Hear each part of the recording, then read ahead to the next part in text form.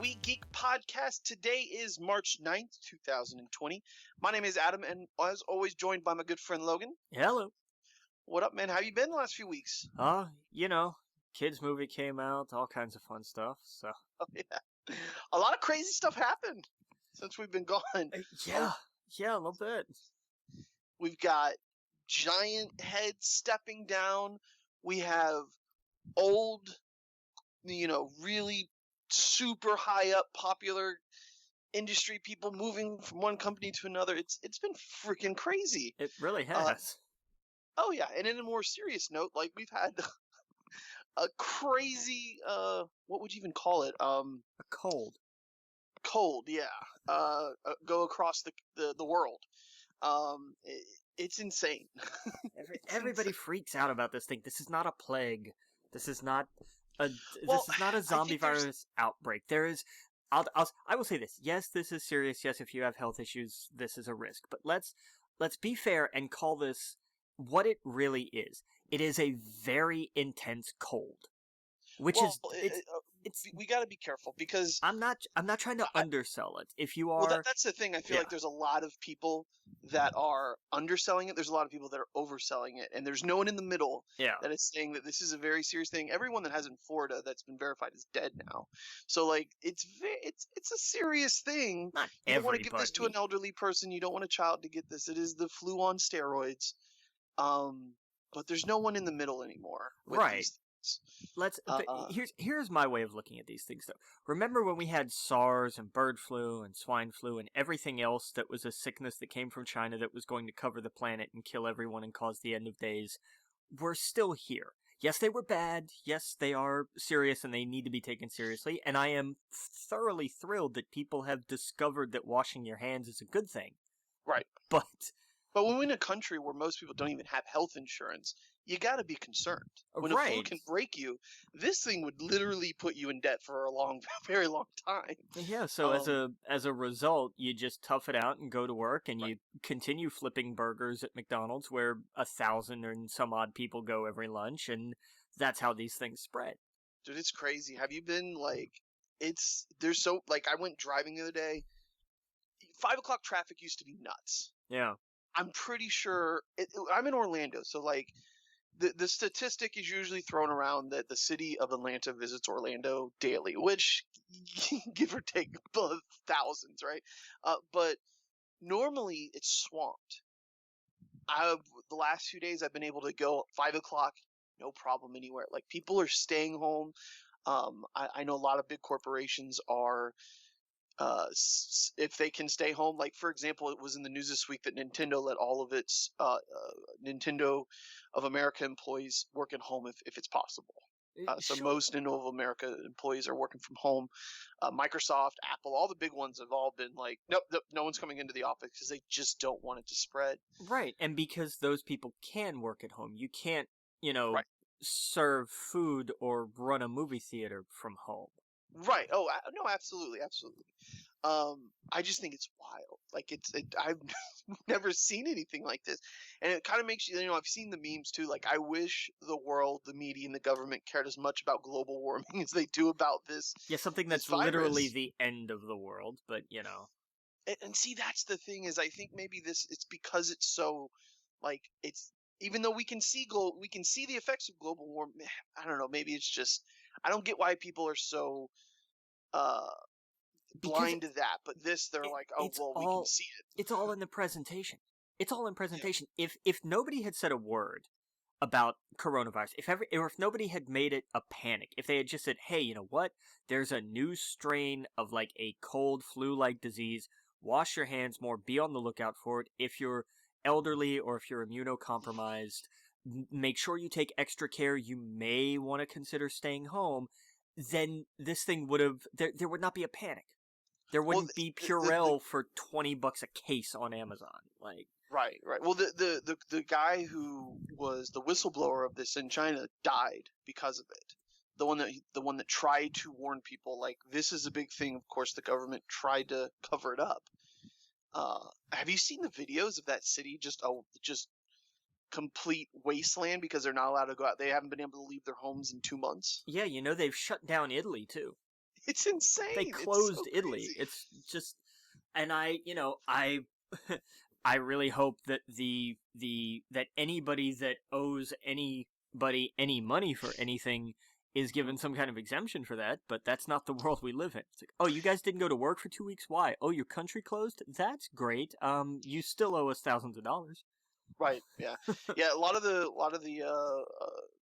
you know, a lot of the tourism spots have shut down. I know Yeah. Disney's still going strong or whatever, but that's just going to be a petri dish. It is. Uh, It But yeah, so absolutely is. like you should do. Make sure you guys are washing your hands.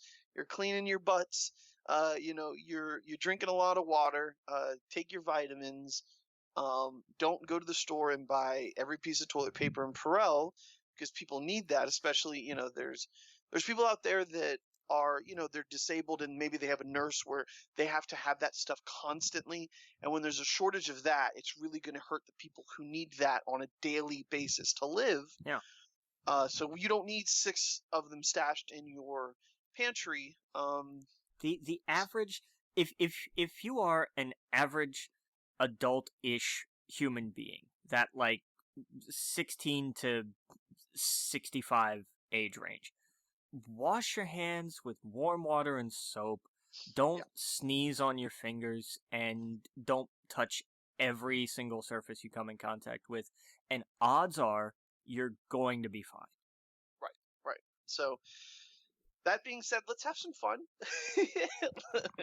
We had to mention that, of course, Yeah. because it's a very serious thing. We Well, just I want mean, to it's make shut sure down. What, everyone is. South by Southwest canceled their March dates. Oh, E3. I guarantee E3 is going to cancel. No, E3. They issued a statement. They're moving forward.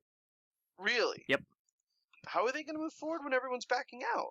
I don't know. I mean, nobody was going to be there to begin with, but they were going to go through with it anyway. Yeah, I wonder how they're going to do that. I mean, I know that. Didn't the what's his face? Didn't he? Wait, he stepped down when Sony. Jeff Keighley, yeah, he was just there was no his. No.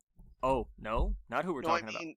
So yes, Jeff Keighley stepped down, but I'm saying the person who ran E3 also stepped down because he was losing people. I don't know. Maybe I'll find the article here. Probably because everybody's going, hey, E3 needs to either evolve or die.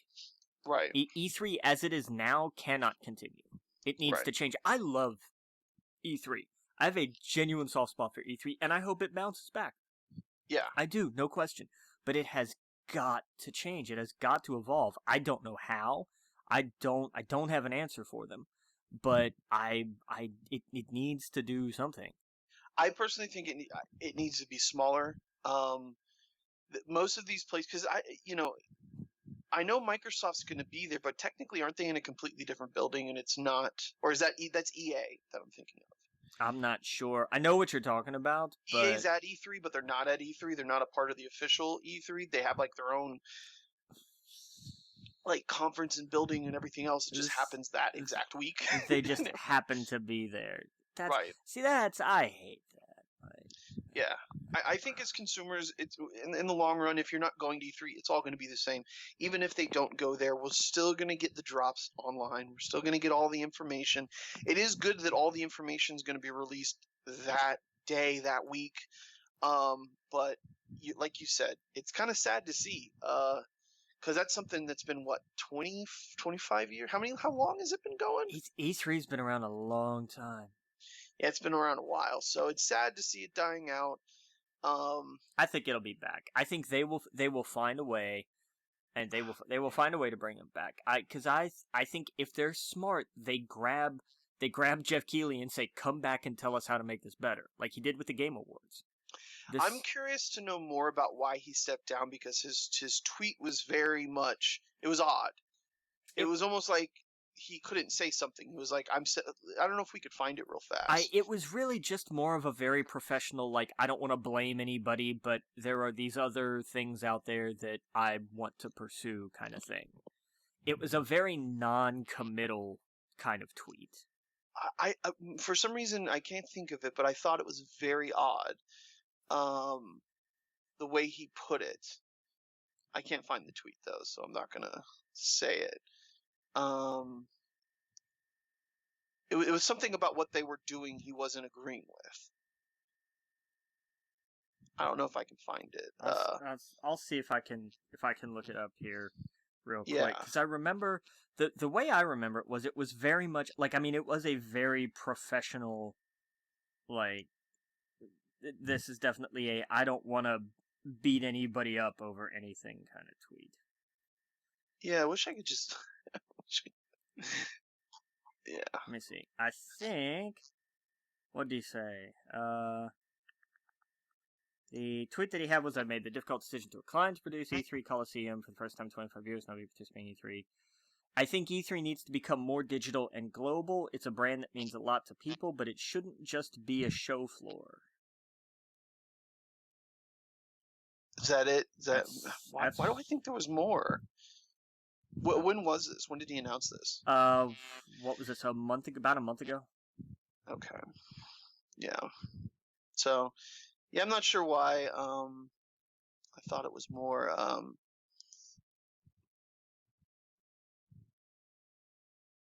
Yeah. So I don't know. I can't find the original one. But it was whatever reason when I read it, I thought it was a very odd way of saying why. I don't know. Just with the mishaps, of especially last year with leaking all of the people's information. It's man. I don't know. I don't know what they can do. Especially with Nintendo backing out years ago. Now we have Sony the year they're launching their console wanting nothing to do with it. Well, because everybody can afford to do their own thing now. I mean, Microsoft. Because I remember back in the day when Microsoft did theirs, and nobody cared because everything was about E3. Mhm. And so they folded in and they helped propel E3, and then it just became something that for whatever reason, it made more sense for these companies to go off and do their own thing. And it started with Nintendo, I think. With Nintendo Yeah. Direct, with their Treehouse and everything on their day, instead of a press conference. And it worked out so well, I think the other companies looked at that and said it gave them more control over their presentation, they could do it on their own terms, it had to be more cost efficient. Certainly. Right.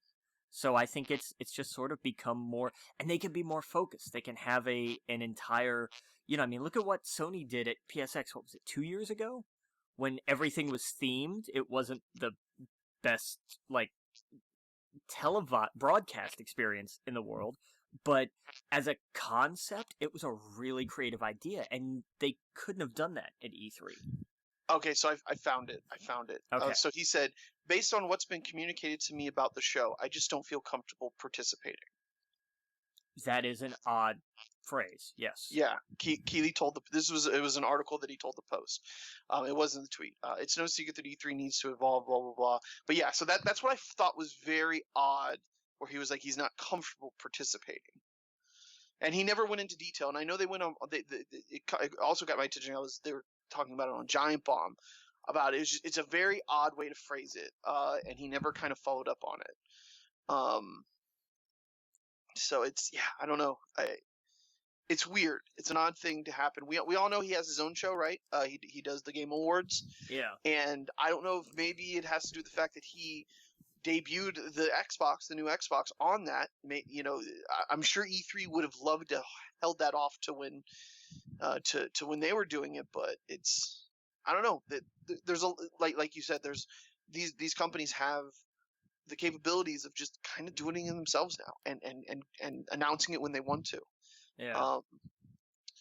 Didn't we see before that, like, E3, they want the idea of it becoming more of like a music festival, but with like games? I hadn't seen that, but that makes sense. Yeah. Not with music, of course, but more of like a festival, but instead of it being music, it's of games. And I'm not sure. Yeah. So back in September, they announced, or ESA's plans were revealed at the pitch deck. So it was a pitch, essentially. Okay. It's to make it more like a festival for a couple of days where fans from all over can join in their love for video games. So interesting. Yeah, maybe that's how you do it. You do it kind of that week. Everyone else does their own announcements like Nintendo does, Yeah. but you have a big gathering place where people can come and play games, and hopefully some of those developers, would have the games there for them to play. I mean, it'd be a way to do it. It would be different. It's got to evolve. It's got to change. Yeah. Oh, for sure. For sure. So, of course, we'll pay attention to that. The closer it gets, hopefully it doesn't get canceled or pushed anymore. But we'll see. Stay clean, wipe your asses. Yep. But some other big news. You want to take this right up here off the top? Yeah. So we had known that Bob Iger over at Disney was going to step down at the end of his contract. Like the contract that he signed with Disney was set to expire. I believe it was something like early next, like first quarter. No, it was the end of next year. It was the end of 2021. That was the end of his contract. And he had already said, like, that's going to be the end of his time as CEO, certainly, but also probably at Disney. He announced a couple of weeks ago, no, he's retiring as CEO, effective immediately. Just on their investors call that day was like, and by the way, I'm stepping down as CEO. And everybody just kind of went, what? Excuse us, time out here. You're what now? He's going to be replaced by Bob Chapek. Chapek has been with Disney in some fashion or other since '93. So he has a history at Disney. He is the former president of Walt Disney Studios Home Entertainment. If you hate the idea of the vault, that's his fault. That was one of his big things was, and then it goes back in the vault forever kind of deal. But it worked. That kind of scarcity, that kind of manufactured scarcity anyway, it made money. He was president of Disney Consumer Products. He was chairman of Walt Disney Parks and Resorts. And eventually they merged Parks and Resorts and Consumer Products to one department when they consolidated. I believe this was a couple of years ago. I think this was the big 2018 kind of restructuring that they did.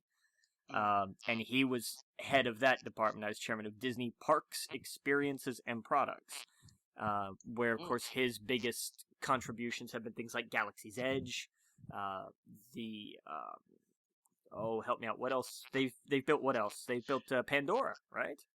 Yeah. That is at Animal Kingdom. Yeah. Apparently it's breathtaking. The Avengers Academy that they're working on. So he's overseeing a lot of that. He was also big with Disneyland Shanghai, which has been a massive success. Yep. Back when he was working with when he was on the products side of things, he dealt more with licensing and a lot of home media, and was apparently one of the voices that was big on digital when it was starting to become a thing. He also led the charge for Blu-ray during the HD DVD Blu-ray. I hesitate to call it a war, because it really wasn't. Like, HD DVD was never going to win that. But yeah, but I mean, there was a time where, basically camps bought into one or the other. Yeah. And it was probably, 6 months? Yeah, it didn't last very long. No. And at that time, I had a Xbox, and I got an HD DVD player. I forgot what happened, where I thought I was... there were some big movies that came out only on HD DVD. I like definitely King Kong or something. It may have been. I think it was cheaper for me to buy that player than to okay, I'm going to buy a PlayStation 3 as well as my Xbox. Yeah, fair enough. Yeah, but that didn't last long. No. So he's got quite a track record with Disney. Mm-hmm. With them investing so heavily in the parks side of things. Yeah. And really, really stepping things up, especially over the last, just decade or so. Mm-hmm. And really revamping into that. I think he's a good choice. The person who they thought was going to take over, whose name escapes me for the moment, but was basically the Disney Plus architect. Okay. Is going to continue to stay on kind of like in the number 2 role of sorts. And I do not have his name. Oh, hold on. I have his name You got right here. Yeah, it is. 1 second. It is GG Goofy Goof. Is his real name? I'm just kidding. I didn't know Goofy's real name, and I had to look it up. And very funny. Very funny. Very funny. I'm just kidding. I couldn't find it. But his I cannot. And I am looking. I can't find it. But he will continue to stay on as the in that he's staying in his same role, which is to oversee a great number of things, including Disney Plus. But so that's because that's going so successfully, and I imagine they're looking at this and saying, "Hey, we're not gonna rock the boat on this here." Oh yeah, can we jump at the news just a little bit? Yeah, sure. Where are we going? Do you know who's on the board of directors now for GameStop? Yes, and my body was not ready for this news. That's crazy, right? Hey, you know what, man? They need help. They need help bad. So why not? That's true. That's true. And wait, who's his name? It's Reggie. What's his last name? Reggie Fils-Aimé. Fils-Aimé. Yeah, that's right. Yeah. No, I mean, it's one of those. Hey, look. I don't think it's going to work. If you're going to get anybody to kind of shepherd a company that has, the love of the gamers, it's going to be him, of course. Yeah. But it's, man, I honestly think this is a sinking ship at this point. That their Reddit has gone crazy with employees talking about wanting to do a walkout of their stores, and it's one of those where the company is so, they've lost almost all of their leadership. They're closing stores by the droves. I honestly think that, unfortunately, that's just going to result in them just completely firing everyone at the store who decides to do the walkout.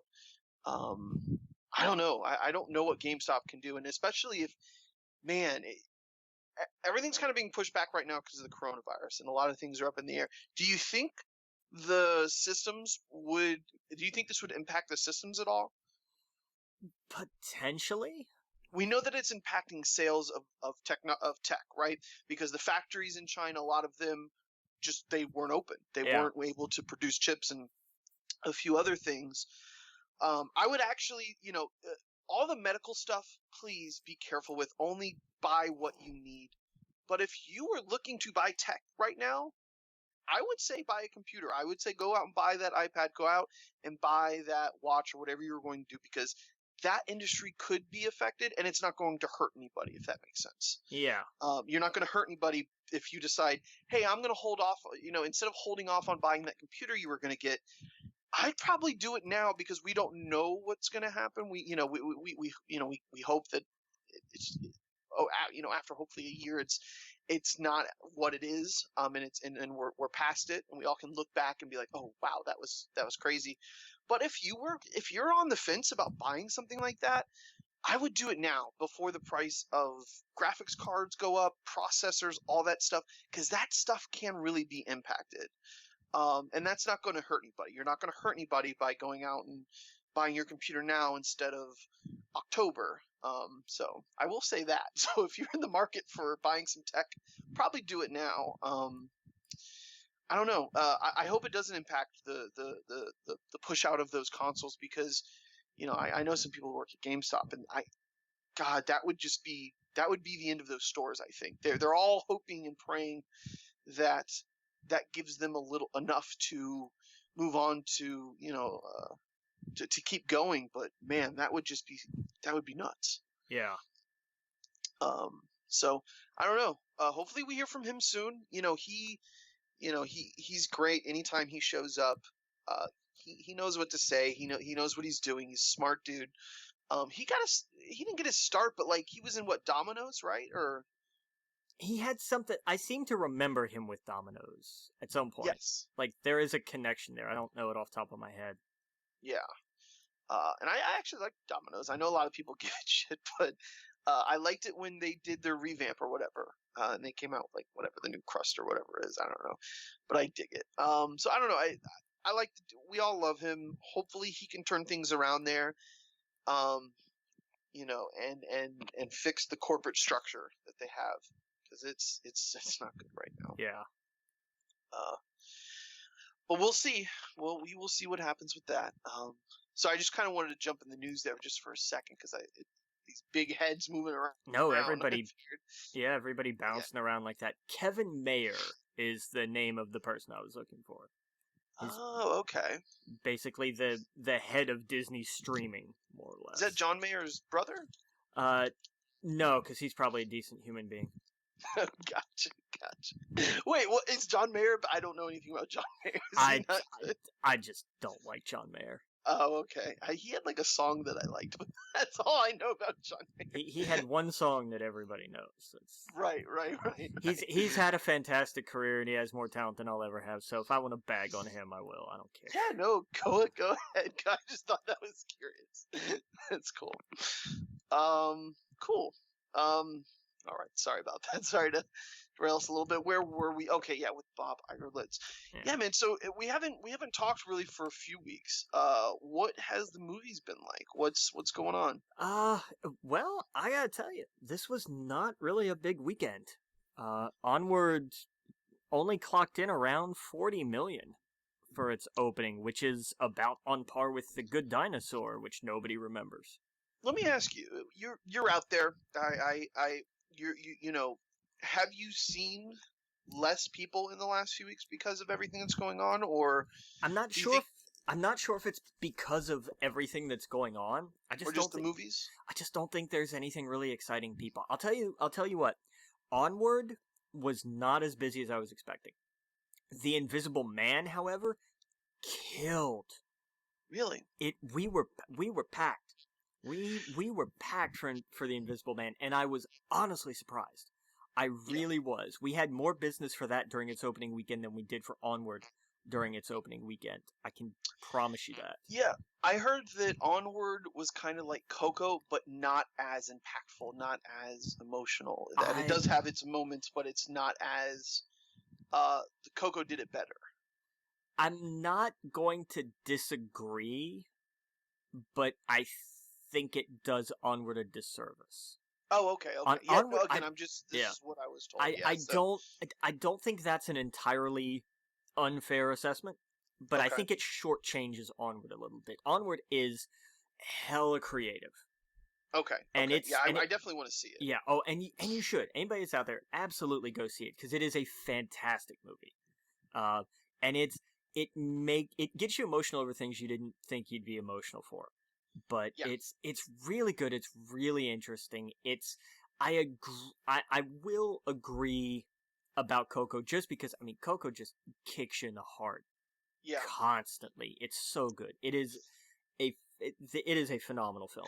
Coco, man, I was probably, I'm closer to my mom and my grandma. They're probably the two people in the family that I'm the closest to, right? And Coco just wrecked me. I couldn't do it. I couldn't. I finished it, but man, that was impactful. And so I want to see Onward, because I hear it's kind of around the same. They're dealing with their father, I guess, who's passed away. So it's dealing with family and stuff like that. So it's, man, I guess it's one of those, like, I'm gonna have to prepare myself before I see it. Yeah, and it is very much an adventure style film. Yes. Yeah, Coco was very this one. Dude, it's right up my alley. I'm all fantasy in the last year or so. Dude, I'm all about it. And you will love it. Coco was great because it was the whole thing was about discovery and right. Who his father was and who he was. This is similar in a lot of ways, but it kind of it's different because they do have half their dad with them. It's a really odd. There's more. I'll say this. There's a little more silliness in this, right, than there was with Coco. With Coco, everything was blended in well culturally, and it was it was gorgeous, but it had a very solid foundation. Right. This one is more like they kind of made, I mean, it's a fantasy film. They made it up as they went along. It takes it's very D&D in a Right. lot of ways, and I love Cool. that about it. I think it's gonna be right up your alley. I think you're really gonna enjoy it. But it's Awesome. I mean, for me, nothing is going to beat Inside Out in terms of just sitting in a movie and crying like a 5-year-old.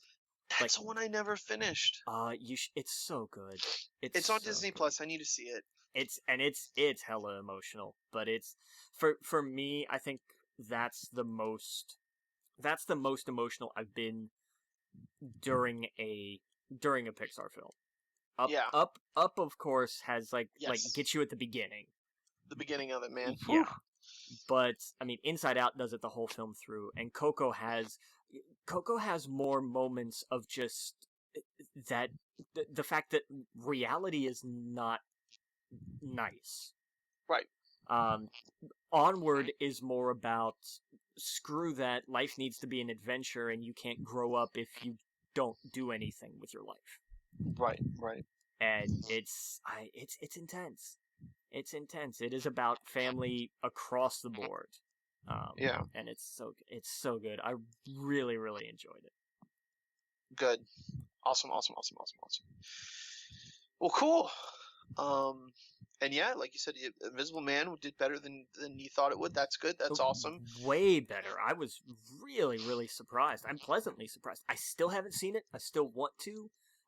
All I've been hearing are very good things. So cool. I'm hyped to go see it. I'm glad it's doing well. Hey, last time we talked, it was before Sonic came out, and I said that it was probably going to do good, if not better, than Pikachu. Did it? Oh, I haven't looked at the numbers with Pikachu. I don't think it's done that well. No. Oh, really? No, I don't think it's done as well as Detective Pikachu. Okay. Really? Sonic grand total so far, 295 million. I know Detective Pikachu has done more than that. Gotcha. Okay. I know it for a fact. Because I thought it broke. Records on its opening weekend. It probably broke records for something, but Detective Pikachu's at 433 worldwide. So maybe I read that it. See, my bad. I thought I read that it for a video game movie it got like the highest grossing, but I'm probably totally wrong. Domestic 144. I'll tell you what, Sonic is looking better domestically, but it's not doing as well worldwide. Gotcha. Okay, that makes sense. That makes sense. Yeah, because I mean, back in the day, Sonic was, if you were a kid, Sega's big thing was. Go faster, Sega of America. You know what I mean? Like it felt like it was very against everything that Mario was. Yeah. But yeah. So I was just curious because I want that movie to do good. It's done very well. Yeah. It's not hurting for anything. Let's see. So yeah, okay. So the movies that are the highest so far for video games is Warcraft, Detective Pikachu, and Rampage. Rampage made that much money, really? It's got The Rock in it. Yeah, so did the Tooth Fairy. I think it made over 400 million. What? Oh yeah. My God, it did. It killed it internationally. Holy hell. Yeah. Same with Warcraft. I think that's still the number one. Yeah. No, yeah, I was curious. Man, I thought Sonic was doing good, but it's doing very well. It's almost 300 million worldwide. They're going to be very happy with this. That's good. That's good. They set it up for a sequel, so that's definitely and that's going to be good. Yeah. Cool. The Way Back opened this weekend. It did. I want to see that. That's the Ben Affleck one, right? Yeah, it's him in basketball. Yes. It looked like the Mighty Ducks, but with Ben Affleck and basketball. I was gonna say, all I know about it is Ben Affleck, and I guess he's a basketball coach. That's genuinely all I know about this movie. Well, he was did you see the trailer? He was an alcoholic, and he's recovering, and so it's more about him finding the way back. And obviously it has, if you know anything about Ben Affleck, the last few years he has been struggling with alcoholism. So, when you watch that trailer, it's also got Geneva Gavin Carr. The she was in the Star Wars Battlefront. Do you know what I'm talking about? No. Or I'm totally butchering her name. Yeah, probably. She was in Battlefront too. She was like the main character. Oh, she played Eden Verso. Okay. Yes. She's in it as well. I saw like an interview where he was talking about like he didn't know anything about her like as an actress sort of. He was like, "Where have you been? Like you are phenomenal." And I believe she plays his daughter in it. I'm not sure. Nice. Yeah. So I've heard nothing but good things. I just say, I don't know. Looks good. Cool. Very cool. Something to look forward to. Yeah. Again. Did you hear a story about Adam Driver? No. What happened now? I guess no, it's a good thing. Okay. Basically Ben Affleck had him and Adam Driver in they're in a movie together, right? I'm not sure which one it is. Maybe it's The Last Duel, or I don't know. He's in some new movie with Adam Driver, right? And it was his son's birthday. He had to go home to see his son. They're in the movie called The Last Duel together. Him, Matt Damon, Adam Driver. That's gonna be a phenomenal movie. So anyway, Affleck's on his way home. He sends toys home to his son for his birthday so that they would both arrive and he'd be able to give his son the toys that he purchased overseas, right? Yeah. The toys didn't make it. Adam Driver heard of this. He also sent toys to or gifts or whatever. I say toys, but I know he's a teenager. He sent gifts to Ben Affleck's son as well. And he also did like a video he sent to Ben as I guess he heard what happened and he was like, "Hey, have him watch this." And he basically, I think he was like Kylo Ren in it. And Ben Affleck, he explained his son's old enough to like, he understood that, hey, I sent these things, they didn't arrive, but I have these gifts from Kylo Ren, and I also have a special message for you. And like his son, it just made his son's life, he said. Like his son was just grinning ear to ear that Kylo Ren sent him a message, and he said he saved everything. And he was like emotional talking to Jimmy Kimmel or whoever it was. That he's like, I owe him everything because he saved that day. So I don't know. I thought it was cool. That is cool. Yeah. But anyway, cool. Nice. Cool. I always love stories like that. They're good stories. Oh yeah. And he's had a rough couple years, so I imagine that he needed something good like that. So yeah. We want good things for Ben Affleck. He's a really good director and actor, and I think that movie, The Way Back, is just we hope we see him, just do good from now on. So anyway, what else we got here?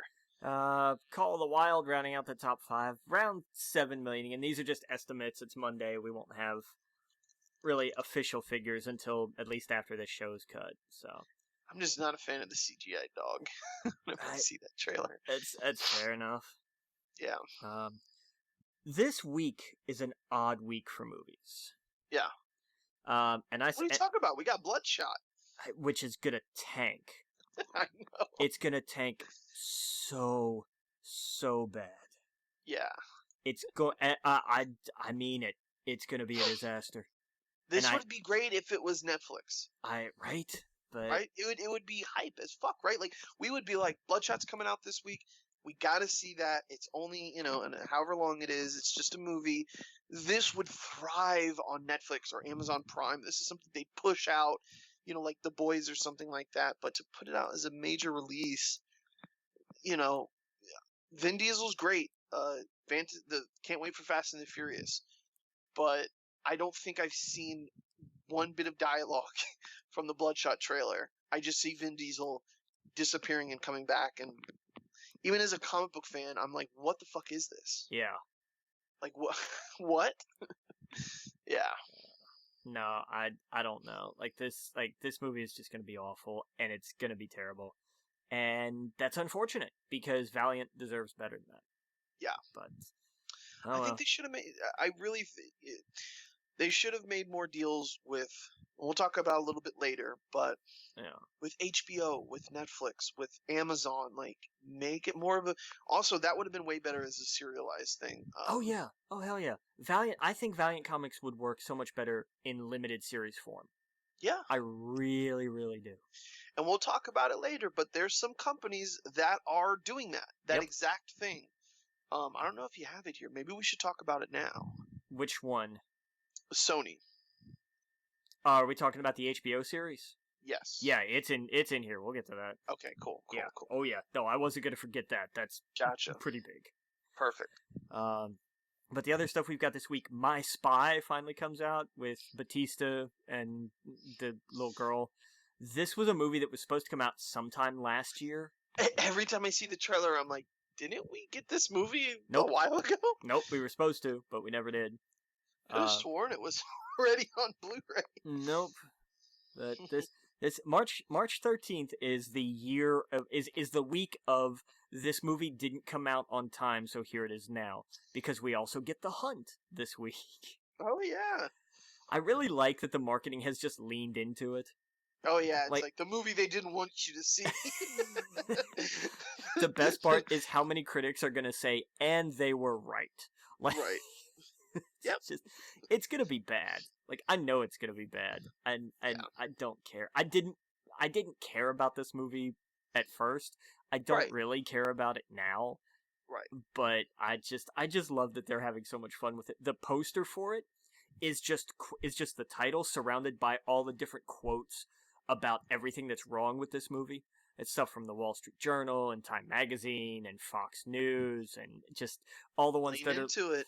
And that's just it. They're all the things of like, oh, this shows Hollywood for what it is. It's all, run by liberals. And the other one's like, this is just a disgusting show of elitism. Like, they've just leaned into it so hard. They even have the old release date from last year on it crossed out, and the new one put in next to it. Like, they've just ran with it. They're like, screw it. It's going to be controversial. We might as well make some cash off of it. Yeah. Fine. Exactly. Go for it. They should have put the tweet from Trump on it. I really think that would have sealed it.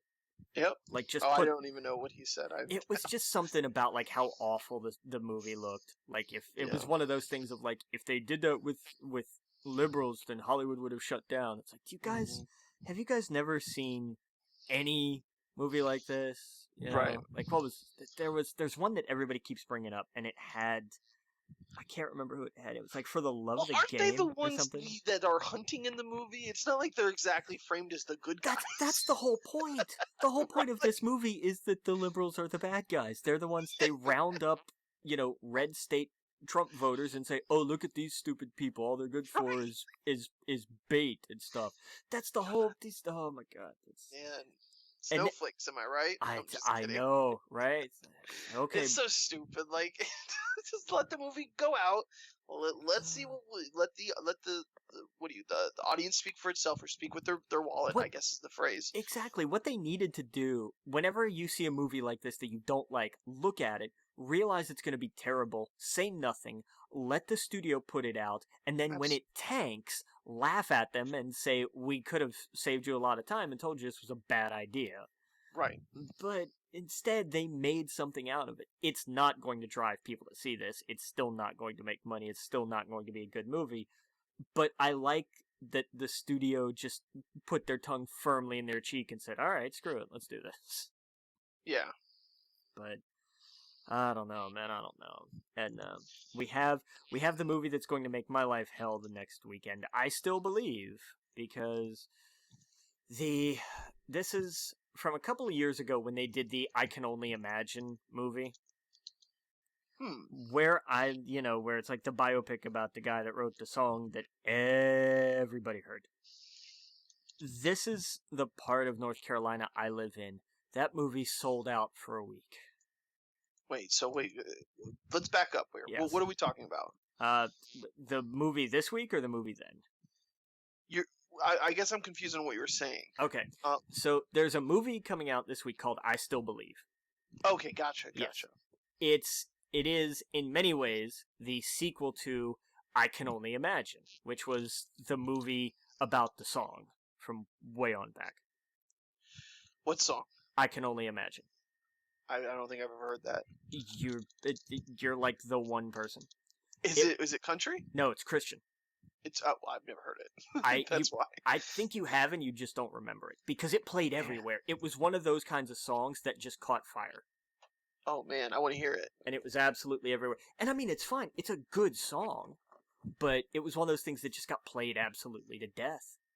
Yeah, I don't know if I've ever heard it. I find that kind of surprising, honestly. Yeah, but I can only imagine. Yeah. When I walk by your side, I can only imagine what my eyes will see. I don't know. I'd honestly be surprised if you hadn't heard that. I'm going to mute myself for just a second. Keep talking about it. But anyway, they made a movie based on that and the guy who wrote it, and it came out a couple of years ago. And the part of North Carolina I live in, like, we packed theaters. It's ridiculous. And so that production company said, hey, this kind of movie does really well. So they made another movie based on another popular Christian song, and we're going to pack the place out again. And it's going to be terrible because religious movies are right up there with kids' movies in terms of the kind of mess that gets left. It's just, it's absolutely insane. I definitely heard that. You're right. I knew you had. It's one of those that, like, you can't not have heard it. That's something I probably heard at, like, the Waffle House or something like that. Honestly, yeah, more than likely. Yes. But yeah, you've heard that song before. Yes. Well, see, here's the thing. Like, I don't listen to the radio. Yeah. If I hear new music, it's usually through. Oh, this is gonna sound stupid, but like, I don't want to say like YouTube and stuff like that, but it's true. Like, when I come across something, it's because someone posts it or someone tells me about it. I don't listen to the radio anymore, so I don't like anything new. Usually I discover it through that, or like I have the Apple Music.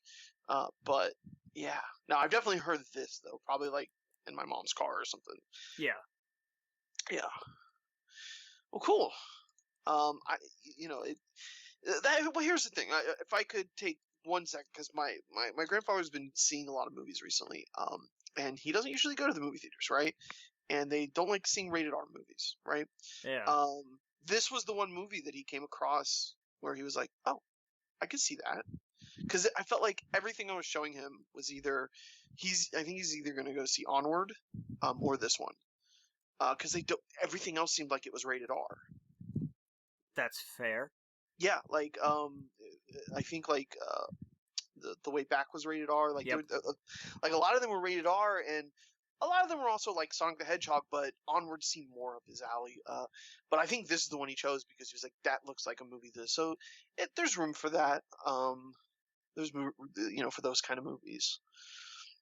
For someone who doesn't want to go see a bunch of violence or comic book movies. Yeah, it's fair enough. Yeah. He was in the military too, so he cleans up. He won't leave his stuff around. He would be insulted if someone suggested they picked up after him. Yeah. Yeah. But yeah, so cool. Man, I want to see Bloodshot, but I don't know. I know I'm gonna see it. I know I don't really want to see it, but get a little drunk or something. But have him throw a few back with After Hours and watch it. Kind of riffed on it.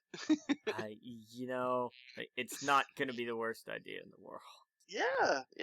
That's what I'm saying. All of this would be better, that kind of movie, if it was on Netflix, where you don't feel like you're making such an investment. It's already tied into your services. Right.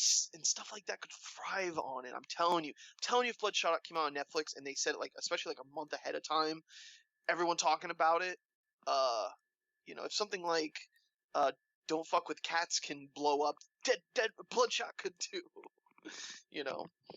But anyway. Oh well. Where were we? And I mean, things based on things can work if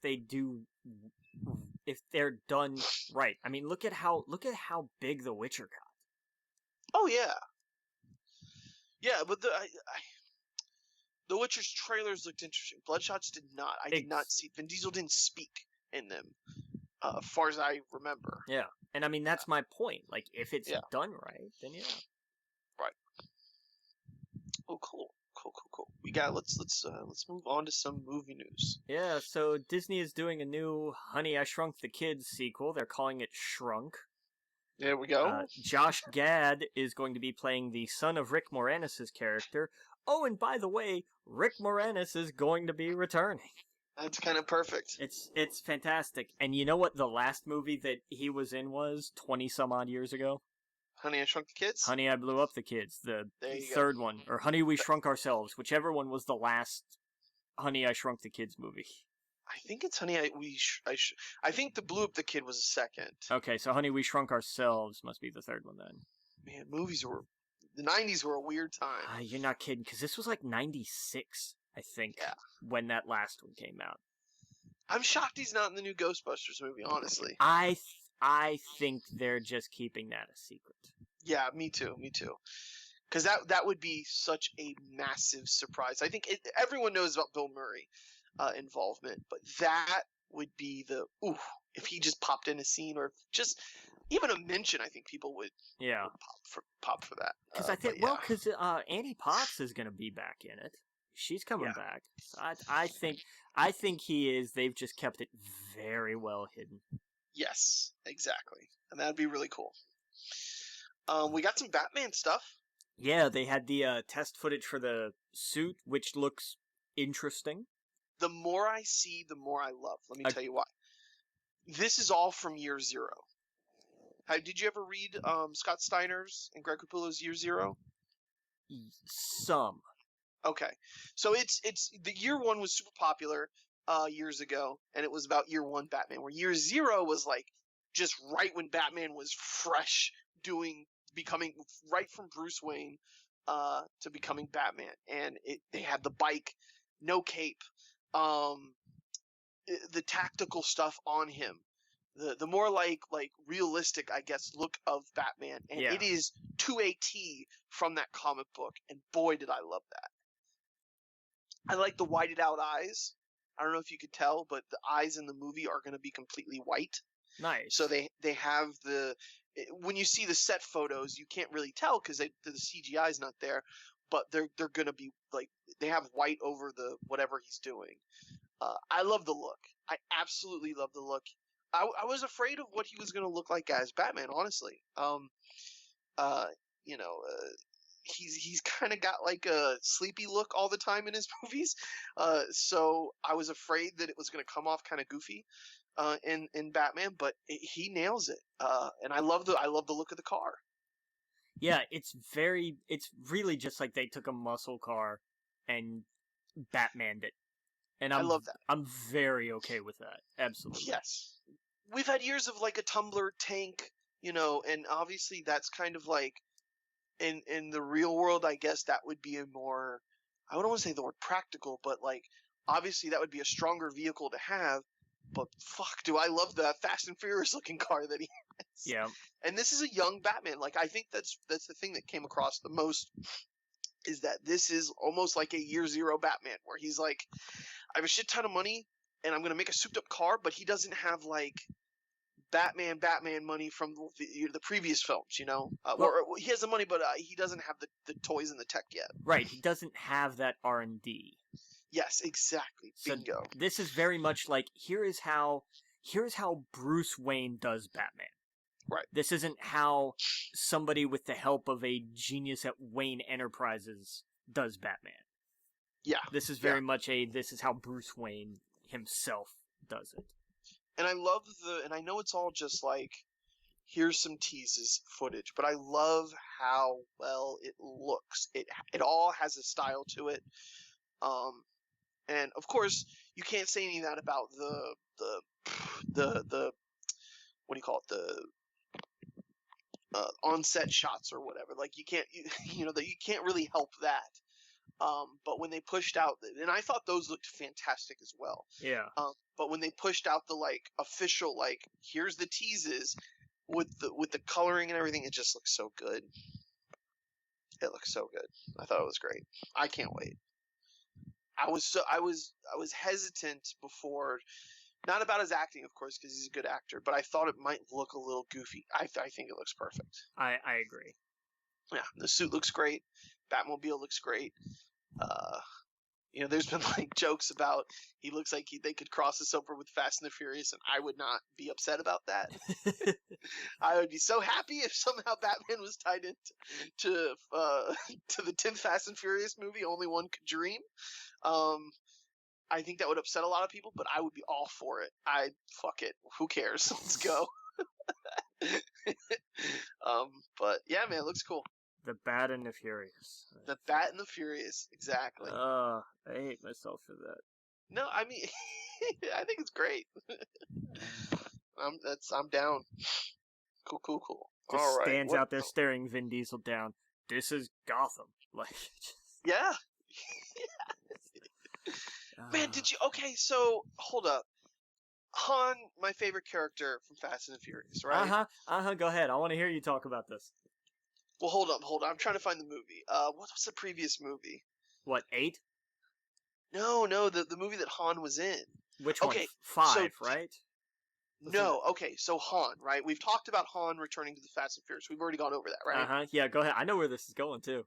Okay, I had no idea that he was in Better Luck Tomorrow, a movie that came out.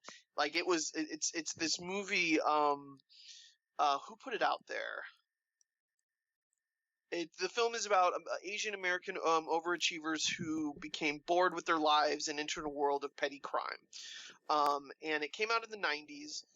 Justin Lin is the director. He produced it. He helped write it. And it stars Sung Kang, who plays Han in the Fast and Furious movies. Now, in this movie, his name is Han, right? And he does like petty, low-level crimes. And I think by the end of it, he like disappears. Han in the Fast and Furious series his character is an unofficial continuation of that same character. Oh, that I didn't know. I did not know where this was going. Okay. Oh, wow. Yeah. Better Luck Tomorrow. He had a smoking habit, constantly smoked, and he kicked that habit in Fast and Furious, and that's why his character constantly eats. Huh. And this is not just like some conspiracy theory stuff.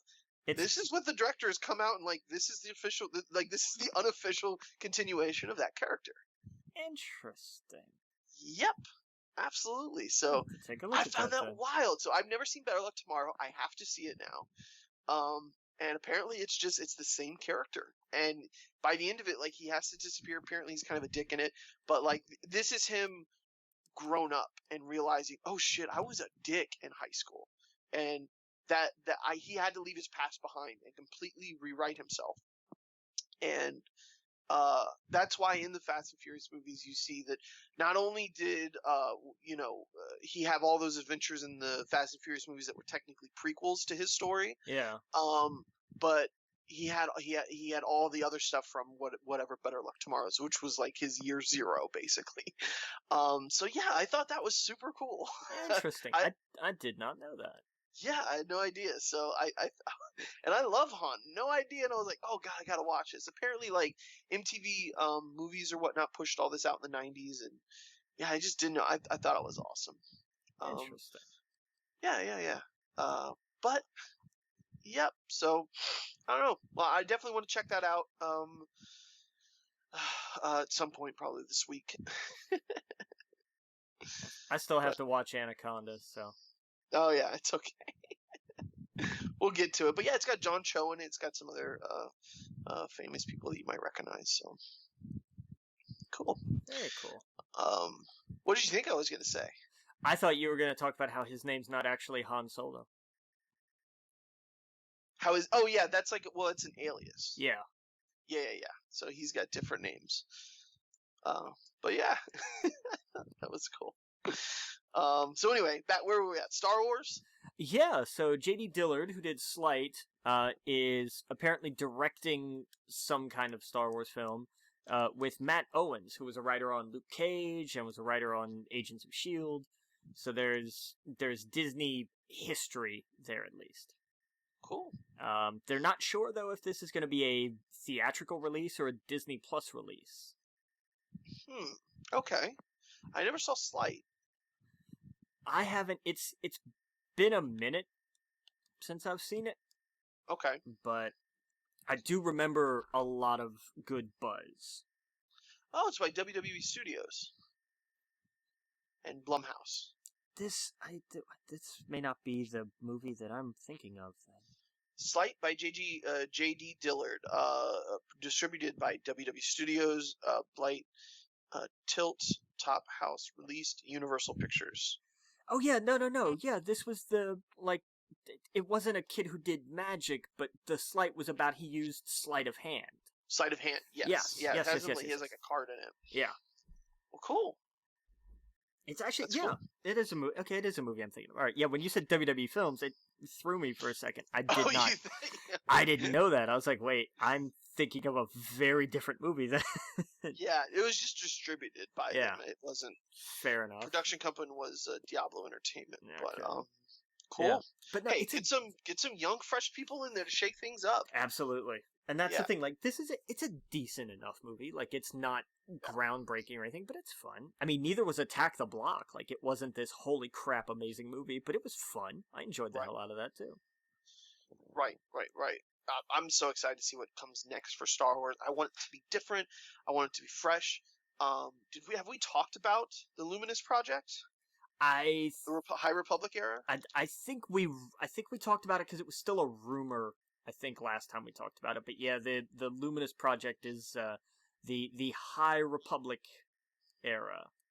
Yeah, it's a High Republic era. It's going to be set 200 years before the Phantom Menace, or 100 years, I think they said. It was 100 years. No, 200 I saw. I think okay, maybe it's 200. Because I remember it being like... No, it was 200.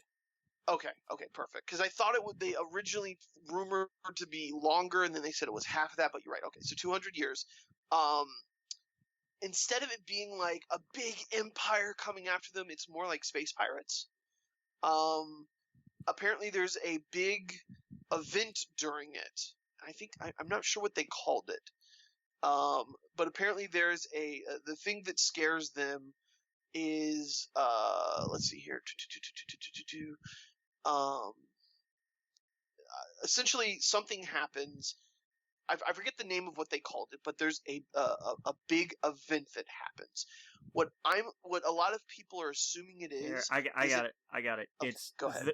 It's just there will be an inciting incident for the High Republic. It's called the Great Disaster. That's it. Yes. And that's all we know. And what people think it is, like Alex from Star Wars explained, a lot of the people that are in the know that this is their job, basically, they're assuming, and it's just them assuming, that it has to do with hyperspace. And this would be right around the time where, what if someone could just pick you out of it or stop your hyperspace in mid-hyperspace and you're stranded somewhere? How disastrous that would be if suddenly somebody could control something like that. And that's what they're guessing it might have to do with, because I guess some of the comics and books have to do with some of our characters being stranded somewhere, and they have no communication. They can't get in touch with someone. They can't leave or whatever. Well, they've had, like, I mean, gravity something. I can't remember what they're called, but the Interdictor class star cruisers have had gravity wells, I think is what they are, for a long time in Star Wars, though. Like, that's tech that they've had. Yeah, I forgot the way they put it. I'm probably destroying the way he put it. But what I love about this is that, and they did state this, is that this is going to be separate from the films. Yeah, it's its own thing. It's far enough away from all the continuity that it doesn't matter. Like, I'm totally down with that, yes. It's all still canon, of course. They all have to apply by the same rules.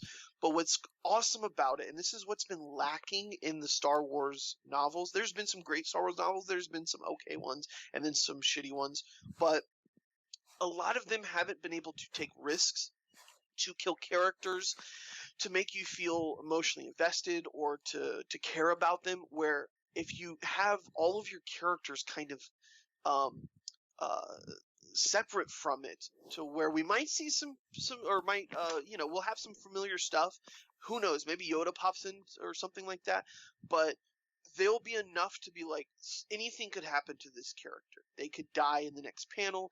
They could be going away, and that's what the old EU universe really people thrived in it because they were like, oh shit, they just killed Chewbacca. Yeah.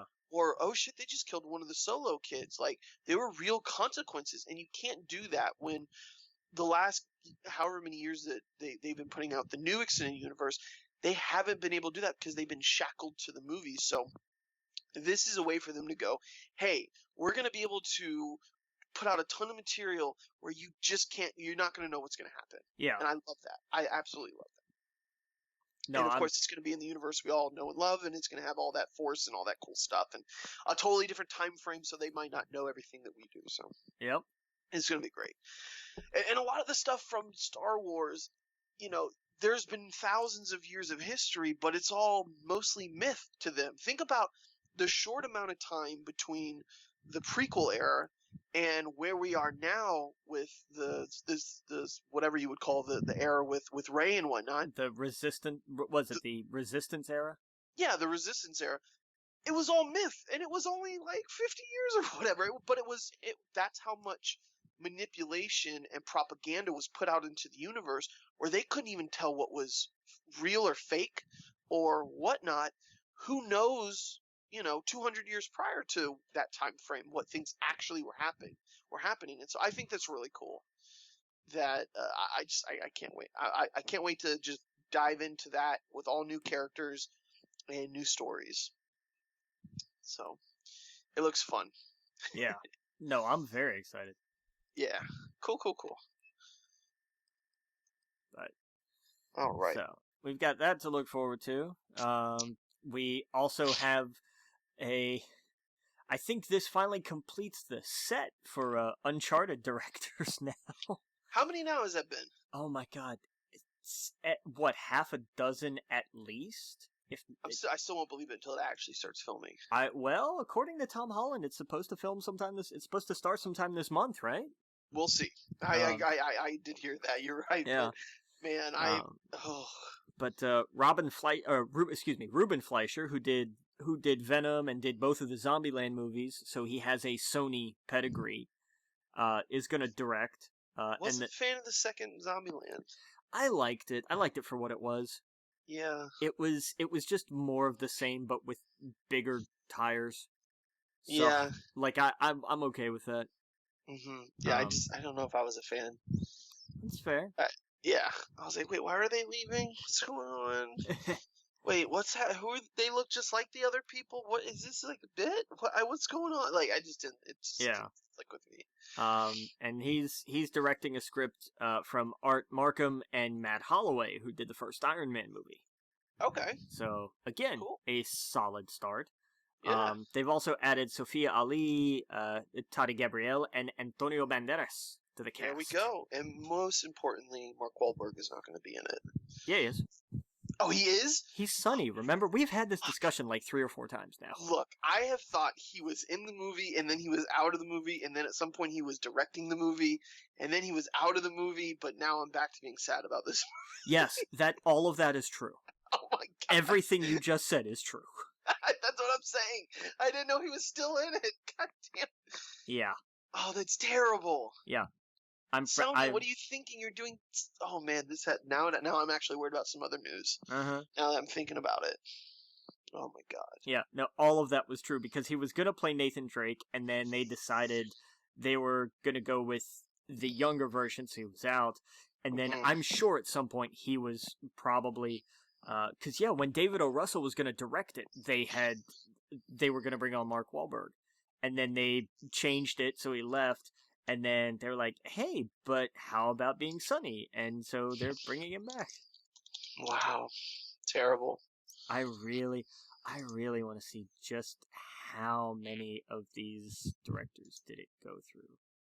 Because that's just going to be hilarious to see. Oh, yeah, it's terrible.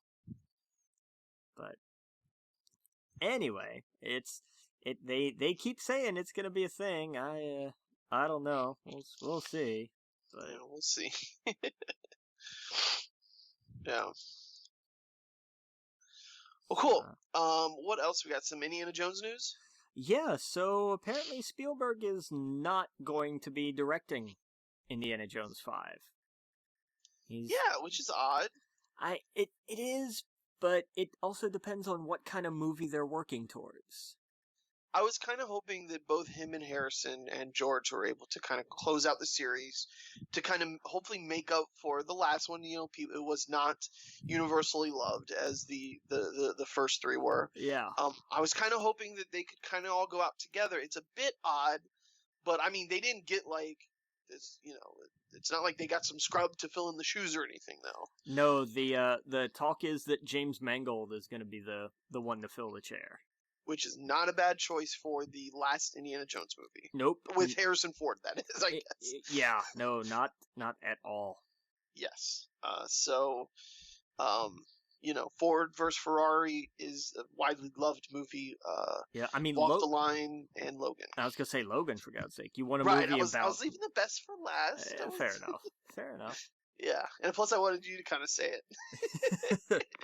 but yeah, no, Logan. That makes the most sense. Yeah. Yeah, and it's as any good as Logan, you know, and I'm sure it will be. Harrison Ford, you know, as goofy as the last one was, Harrison Ford was still great in it. I thought. Yeah. I loved him, and you know, I loved him in that in the last Star Wars movie he was in. Well, I mean, the line where that's not how the Force works. Like, I want him to just be that the whole time. Yeah, this is they don't make traps that way. It's so good, man. You can't. I forgot what quote he said earlier. Wait, I'm sorry. Hold on. Are you bringing up how like somebody was asking him to explain how he was in the last Star Wars movie? Yes. When he really just looked and what did he say? I just don't effing care. I don't fucking care.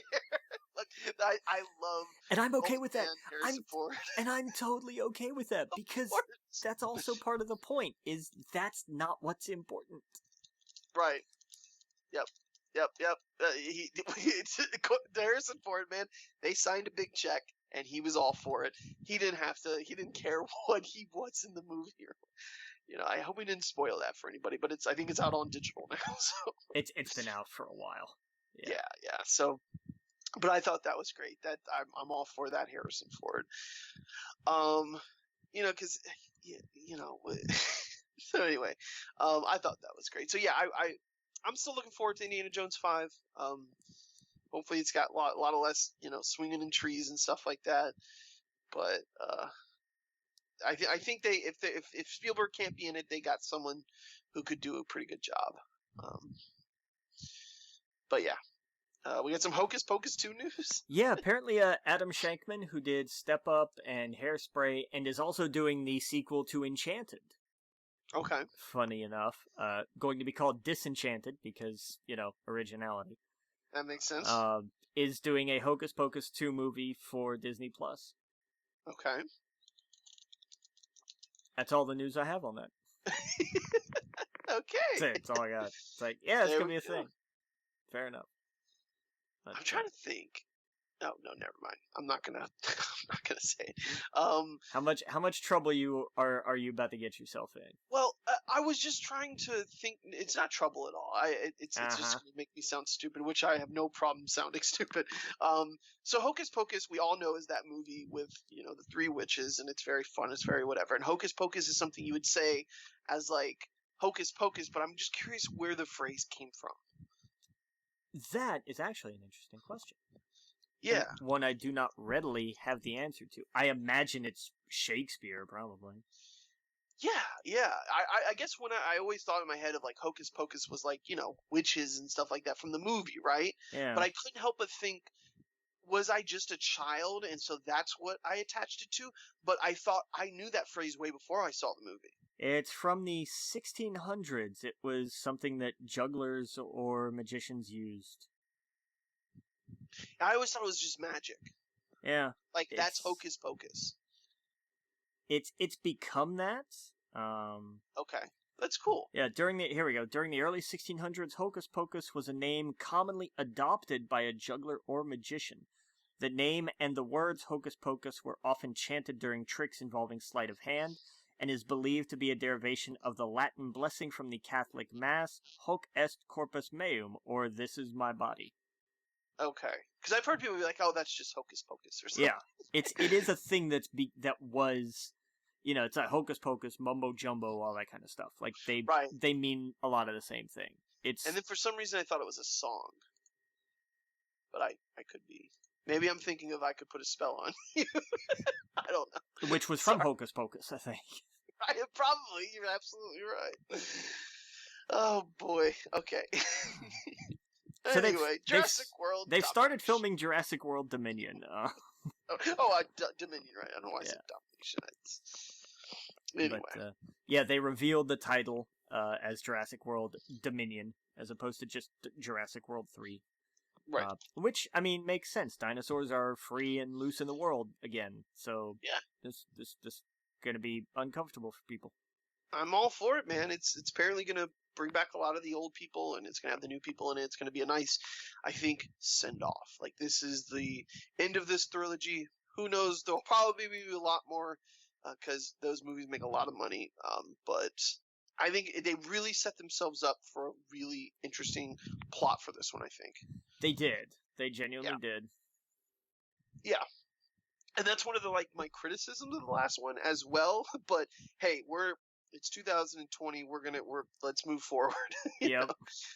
But I'm definitely interested in this next one. I'm going to be there that weekend. So cool. And man, dude, this next one here, you go ahead and take it. So A24 has decided Arthurian legend needed their spin on it. Yes. Because A24 just wants to do whatever they want with everything. Yes. And there is an audience for it, so good on them. So they are making a movie called The Green Knight, which is obviously going to be about Gawain and the Green Knight. Right. But it's very strange looking. It's an A24 movie. That's all I've got for you. It's an A24 movie set during Arthurian times. Yes. Okay. It's got Dev Patel in it. Dev Patel, who I'm always happy to see him do. I like Dev Patel. I really do. Oh yeah. So famous for The Last Airbender. I'm just kidding. But Chappie, Slumdog Millionaire. Yeah. Dude, oh man, when I saw this trailer, I didn't know anything about this. I didn't know it was coming out. I had heard nothing. We've talked about it before, but I guess when I saw it, I was just like, what is this? I don't think this was even something I knew about at all. Really? Okay, yeah. See, that's what I thought, man. I just haven't seen it, and I'm just like, what is this? And the imagery in that trailer with the hand coming over the rocks, I can't tell if that's giant or not. And then you get the fox howling, and when he's laying on the ground and you see the dead skeleton in front of him, I'm all in for this. This is the kind of fantasy that I want to see. It just looks so good. It's very horror fantasy. Yeah. It's not, and the knights went out and they slayed the beast and everything was great. It's no, if you're going to delve into this idea of there are monsters and dark forces, things are gonna get rough. Yeah. Things are gonna get raw. It's gonna get ugly. Yes. So I will definitely go see it. I'm not a big A24 fan, but when I but when I see something that looks good, I'll go see it. Yeah. And this looks good, so I'll go see it. I enjoyed the hell out of The Lighthouse. Yeah. This to me falls on that end of A24. There's stuff like Midsummer and I think this has got more of a broad appeal. Exactly. In Lighthouse. This is, I think you could show this to somebody who doesn't know anything about A24, and they're going to think, that looks fucking wicked. That looks awesome. Yeah, I agree. But I think that's what I mean. Even The Lighthouse was not tremendously weird when you compare it to something like Midsummer, or what was the one from 2 years ago that I can never remember? It was Heredity? Yes, Hereditary. That was it. Yes. That's the other end of the A24 spectrum, where it's oh no, they went out there, way out there. That's so. Yeah. Right. I don't know. Yeah. It's not gonna be any The Iron Mask. I promise you that. So. No. This looks wild. I can't wait for this. Yeah. Probably one of my most anticipated movies now. Interesting. And it's out, next month, isn't it? Yes. Yep. It's out in April. Pretty soon. So. Yeah. But yeah. So, to move on to the... I'm going to skip the next trailer because I want to end movie news on two very disappointing trailers. But we'll talk about Borderlands for a second and how Eli Roth has signed on to direct the film. Okay. I mean, why not? Borderlands is all about, like, just zany, ridiculous, over-the-topness. Right. I'm okay with that. I think this makes sense. Yeah. So, what the hell, why not? Speaking of what doesn't make sense, The Iron Mask makes no sense at all. I honestly thought this was It's a joke. College humor, Yes. and then I realized college humor is no more. Yeah. When you see Arnold Schwarzenegger, I thought it was a joke. It's because it can't be serious. There's no way that that's a thing that's actually a thing. I thought this was an IGN April Fool's joke. I know, but it's not. It's yeah, and it's sad. It's gonna be so terrible. Oh my god, is it gonna be awful? If anybody out there hasn't seen this, it's called The Iron Mask, and it looks horrendous. It looks nothing short of terrible, and I can't wait for it. Like, I'm so excited to watch how bad this is gonna be. Yeah, I don't even know what to say. It's a thing. It exists, and there was one line in the movie that I thought was mildly clever, was Arnold looking at Jackie Chan and going, "I've waited a long time for this," which is fair. But yeah, however, yeah, not quite like this. No. The CGI looks terrible. This just looks like one of those movies that, I hope this isn't offensive, but that it is like a Chinese production company that was like, we're going to throw a bunch of money at actors and put some shitty cheesy CGI in it. What was that movie with Mark Wahlberg? No, Matt Damon. The Great Wall. That's what this reminds me of. Yes, but worse. But at least the CGI in the Great Wall was actually pretty good. Oh, okay. Yeah. When I see this, I'm just like, it's so clear that the CGI in this looks more like Dragon Wars. Oh god, it's so terrible. It's awful. Like, it genuinely looks abysmal. And I feel terrible for him because this should be, I'm sorry, and again, it looks like that part of it is just one story in this. It almost looks like an anthology film with everybody else that's in it. But just, you can't come away from this trailer talking about anything but Arnold and Jackie Chan. Yeah, apparently this has already come out in Russia and China. Because it is, I guess, a Chinese company that made it, so... So it's already had certain releases. Which means it's on the internet somewhere should anyone be brave enough to try to find it. Yeah, exactly. I don't envy you at all. We got TV to talk about now, right? Yeah, I did want to take 1 second, though. Oh, cool. I wanted to talk about an abomination that I witnessed on YouTube earlier this week. Oh, go ahead. It was the Artemis Fowl trailer. Okay. And let me tell you why it was terrible. Artemis Fowl. Oh, yeah. Did you ever read any of the books? No. Okay. So anybody who's read the Artemis Fowl books knows that he is... The whole story, the entire bit of the series, is about growing up. In a very real kind of... It's not just, oh, he got older and he went to high school, blah, blah, blah. This is a kid who went through some shit. And yes, he starts off extra privileged, very wealthy family, very, very not needing in that department. But he has a dad who is missing, presumed dead. His mother is very sick. So he acts out as a child would, especially a genius, a super genius IQ level child. He is going to make his world make sense to him because of everything else that's gone on around him. As a result, he's basically a functioning sociopath. Okay. He's a bastard. Just absolute, straight out, he does what he wants and who cares? Like, the world has taken so much from him, so it doesn't matter. He's not a dictator, he's not homicidal, but he is not a good guy. He is not a hero at all. He's absolutely a villain, first and foremost. Okay. And the entire arc of the series is about growing up and dealing with trauma and reconciling with so many different things. And it's a beautiful arc from genuine villain in the beginning, to slightly more of an anti-hero, to, by the end, an actual empathetic protagonist. And it's a really fantastic arc, especially for a kid's series. It's very much a children's series, but it's really fantastic.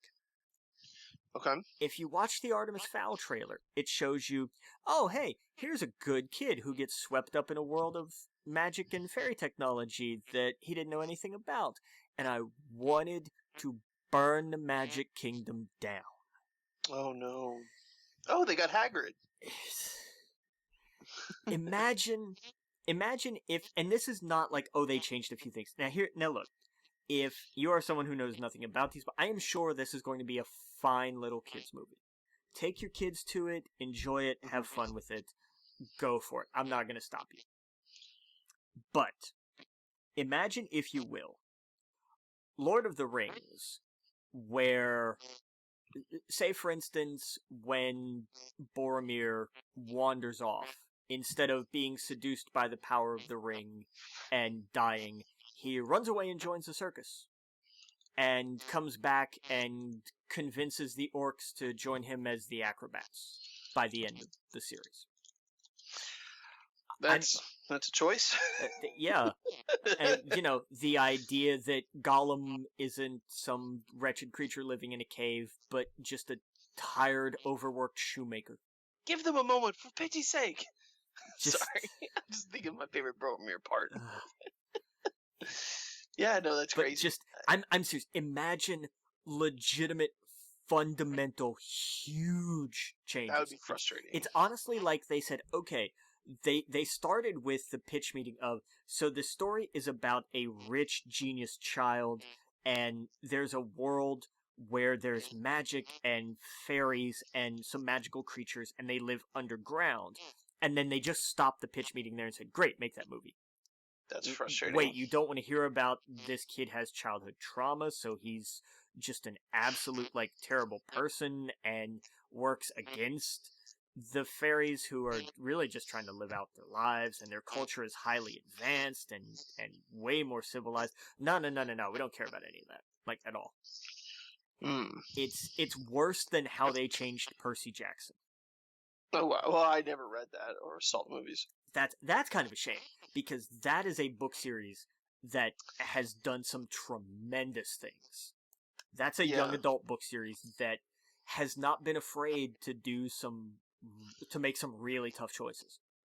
They've had some character deaths that you just go, wow, that was bold. That was a bold decision to make.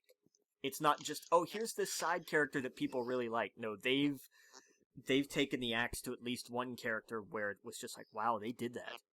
They really did that. It's really great, and it's a series that, for as long as it has run, because that's a book series that's run for 15 years, I think. With a new book every year, it's constantly evolving. It's growing. It's changing. It's really, really well done. Oh, he's got ADHD. Yeah. Interesting. Yeah, that's how they explain it. They're like, oh, but yeah, you're not, the ADHD is not a disability. It's just because you're bred for, you have faster reflexes. You think differently. You understand differently. It's not a curse. It's actually an asset. Right. It's, wow, I didn't think about that. Yeah, it's way different. And that was kind of how it started, was how it was Riordan sitting down and saying, hey, I want kids to learn more about, Greek myth and stuff. How do I make that interesting? Well, kids don't sit still to read because they have ADD and ADHD. Well, what if that was actually a superpower? I have ADHD, so that's why I find that kind of interesting. That I never thought about that. Yeah, it's a fun, he used that as a fun way of no, it's because you're, cool. As demigods, you're kind of meant for battle. So you have quicker reflexes. Obviously, you're not going to sit and stare at something forever because you're constantly focused on different things. It was a really fun way to do that. Damn, that's cool. I gotta check that out then. Yeah, I never give it a spin. The first stories are very much, it definitely begins oh, this guy saw the Harry Potter formula and started there. Hey, kid grows up, goes off to camp. The camps are all divided by which god is your parent. It's very much that kind of take on it. as the series goes on, it just keeps getting better and better. And Cool. It's really good, and it is a lot of books, but they read very quickly. They're 250, 300 pages. They're young adult novels, but they're very, very, very good. Okay, yeah, I'll check that out. Yeah, but I just what they have done to Artemis Fowl is a crime, and I hate it so much. So shame on them for taking what is at its heart a very, very interesting story and just saying, no, we need to make this mass marketable from the jump. Okay. And that's what they've done, is say, well, we don't have time to develop this character over a handful of movies. We have to just start him out as a hero. Why? Well, because we want this to make money. Good luck with that. You're going to fail. Yeah. Because this was another movie that was supposed to come out a year and change ago. Okay. Like, this was supposed to come out in August, I think. Last August. Oh, wow. Yeah. So, not real excited for this one. But damn. So, cool. Yeah. So, just for anybody who wants to say I'm a Disney apologist, I'm also not against saying, oh, hey, by the way, sometimes they suck. Right. Yeah. Sometimes they miss the mark and fuck up. Yeah. Yeah. The mouse is not perfect. And if, someday I wake up and there's like a picture of the castle etched into the wall over my bed where my body is found, you'll know what happened. Right. A hidden movie in the room. Uh-huh. But cool. Anyway, in news of things that actually look like they're going to be right, right.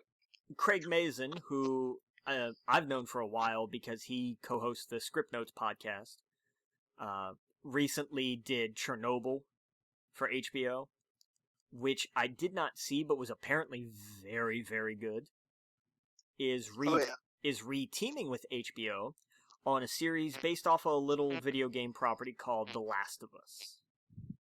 Yep. I am hyper pumped for this. I'm really looking forward to this. Yeah, absolutely. Probably couldn't pick a better company to I'm glad that Sony is smart enough to go, hey, we're not just going to do our own thing. We are going to partner with companies who have done this and done this well. Yeah. Say what you want about the Game of Thrones series finale. For the most part, 99% of that series, most people universally loved it. They kind of butchered the ending there to some people. They botched it maybe, but the thing about The Last of Us is it's all out there. Like, we're getting Last of Us Part 1, Last of Us Part 2 is coming out soon. They have the full story. They can add on to it.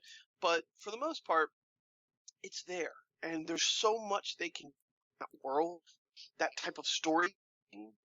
I think they'll thrive with HBO. And they also said that this isn't the only thing. They also said that they're partnering with them with this, and they've announced this. But there's other things they've talked to them about too. Yeah. And I assume it has to do with how well this does. Mm-hmm. But man, could you imagine if we got a God of War? That would probably be the next one I think they'd want to do. I'd be on board for that in a heartbeat. Oh yeah, absolutely. And I think this is a perfect place to do that. A serialized storytelling, maybe 6 to 10 episodes a season. Keep it simple, and go from there.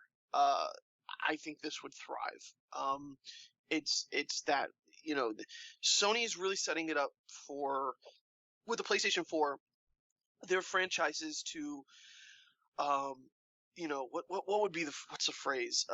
To kind of push the barrier to not just be known as video game franchises, but just franchises in general. Yeah, multimedia. I think you're looking multimedia. Yeah, exactly. To kind of go outside of it and thrive. And Last of Us is probably the perfect thing to do as the first one out there with that. As a TV, I kind of wish it's been years that Microsoft's been dabbing or been teasing about Halo, right? But they never actually did anything. They're working on it. Like, it is. Did they? They're working on it. Right. Yeah. That's what I guess that's what I'm thinking, is that we've always heard about like a Halo series, but correct me if I'm wrong. Didn't they say at some point in time they were going to put it out on their own thing that you had to be with Microsoft in order to watch it or something? They did it first, like when they this was like back when they announced the Xbox One, I think. But And that went Sony was trying to do this with Powers. yeah, and that did not go well. And this is what I'm talking about, Yeah. is that But- this is what you do. This is what they kind of did with their licensed franchises. For example, this is what Marvel is doing now with their licensed franchises. They're going to studios to go, hey, you made a really good video game. We think you can make a great Spider-Man game. Go. Yeah. They went to the people who did, I forgot what it was, but what was it? That last Marvel Ultimate Alliance or whatever. Go do that. Like, they're picking studios and people that are good with what they do, and they're giving them the chance. I think Sony's doing that now with their franchises to make it to cross the media, to be more than just the video game, whatever. And I think this is the way you do it. You don't make it a Last of Us movie. You make it a series that's a couple seasons, and then, dude, pick up God of War.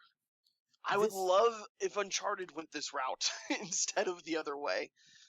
Because there's so much story you could tell with these franchises. I like Uncharted better as a film series because it has that big Indiana Jones feel. And I think, but I guess I kind of want like a young Indiana Jones TV show. Yeah, but I'm okay with that on film. I'm all right with that as a movie. And I think the deal with The Last of Us, like this has everything to be what The Walking Dead was and then lost. Right. I think this is the answer to that. Oh, remember when The Walking Dead was really good and really interesting, really character-driven, and wasn't just, like, all about shock value and crap? Mm-hmm. Go back to that in a different manner, and I think that's what this is going to be. Right. No, you're right. Let's see here. I mean, I don't know. I guess I just think HBO is just the perfect thing to do. Imagine them doing a Horizon Zero Dawn franchise TV show. Yeah, I'm good with that. Like there's so many things that they could do. I hear Walking Dead's not bad now. I hear like it's actually pretty good. I kind of they're welcome to it. I haven't watched it in years, and I don't really have any plan to. Yeah, no doubt. I'm just saying that I heard that it's pretty thrilling to watch. Now I haven't seen it. There's so much that I would have to catch up on, but yeah, I just think this is perfect. Let's see how this does. Hopefully this grants some relationship where they're like, yeah, let's do God of War, maybe Horizon Zero Dawn in the future. And these are franchises that, I was trying to think of transcends the media. Yeah. And I think these franchises can totally do that. It's going to be interesting, man, because in the next 5 to 10 years, we're not only getting this stuff in like live action shows, but we're going to be getting like a Mario movie. We're going to be getting like Nintendo's finally letting those characters loose. And with the hits with Sonic and stuff, like I think we're finally going to get in an era where the video game movies or TV shows are not all going to be bad. They're going to be good, and if not great, there's room for that. Yeah. With these, and so Sony is really setting themselves up for that, and Microsoft with all these studios, I guarantee you they're going to be. Hopefully, it's going to be just as good. I think they got a lot of talent. I want them both to thrive. I'm right there with you, man, because I know Halo is coming to Showtime. I know that's where it wound up, and that's okay. Yeah, and they were supposed to start shooting it, and then it got delayed because they had to change somebody around for scheduling reasons. Gotcha. But okay. It is a thing that is, in fact, in production. It is going to happen. That's going to be huge. Yeah. You know what I've been playing recently that would probably be an awesome series of some kind, but I doubt they'll do it because I've gotten really back into Destiny 2. The guys that I used to play with are all back in it now. We got Trials coming up this week, I think tomorrow. So if you're listening to this, odds are, Trials is out there. If you ever played Destiny 1, it is a 3 versus 3, a PvP mode where you essentially, if you win 7 in a row, you get to go to Mercury in the first one. So in this one, if you win 7 in a row, you get to go to, I believe you can go to Mercury in this. But anyway, it's a special spot. It's called the Lighthouse, and it's got like some of the best gear in the game. And it is a blast to play with friends. They actually are bringing back a ton of stuff for the new season. The new season starts on Wednesday the 10th. Tuesday the 10th. I think it's called the season of the Worthy. Have you played Destiny at all recently? Not for a very long time. Okay. What they're doing, just to kind of give a quick run over of what their pass is.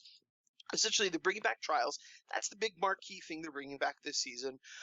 They're also doing events where they are kind of the hunter, the titan, and the warlock. They're kind of playing against each other. So, like, whoever wins the most amount in PvP and PvE events that week is going to get some special stuff. There's a ton of new weapons. They bring back a lot of the old weapons as well. Some of the gear looks like a lot of it's like Russian themed, so it's kind of cool looking. I don't know. It's a fun time to be back into Destiny 2. And also, I don't know if we were going to talk about it just yet. We're still on TV, so I'm sorry. I'm jumping ahead. Let me back up. We'll talk about more video games and stuff. I'm too excited. But anyway, Destiny new season is coming out this week, and I'm having a blast playing with my friends again. Nice. Yeah. So, anyway, back to television. Where were we? I'm sorry.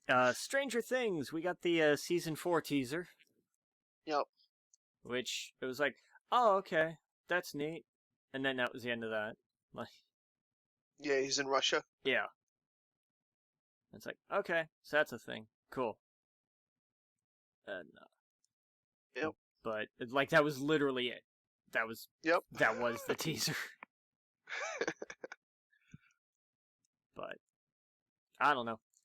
Could be interesting to see exactly how they get there from there, but yeah, I like that they're getting out of Hawkins. I think it's going to be cool. Yeah, I mean, I think it was absolutely necessary, dude, for sure. Dude, my brother, shout out to my brother Kyle, sent me a pair of Nikes. I don't really buy shoes.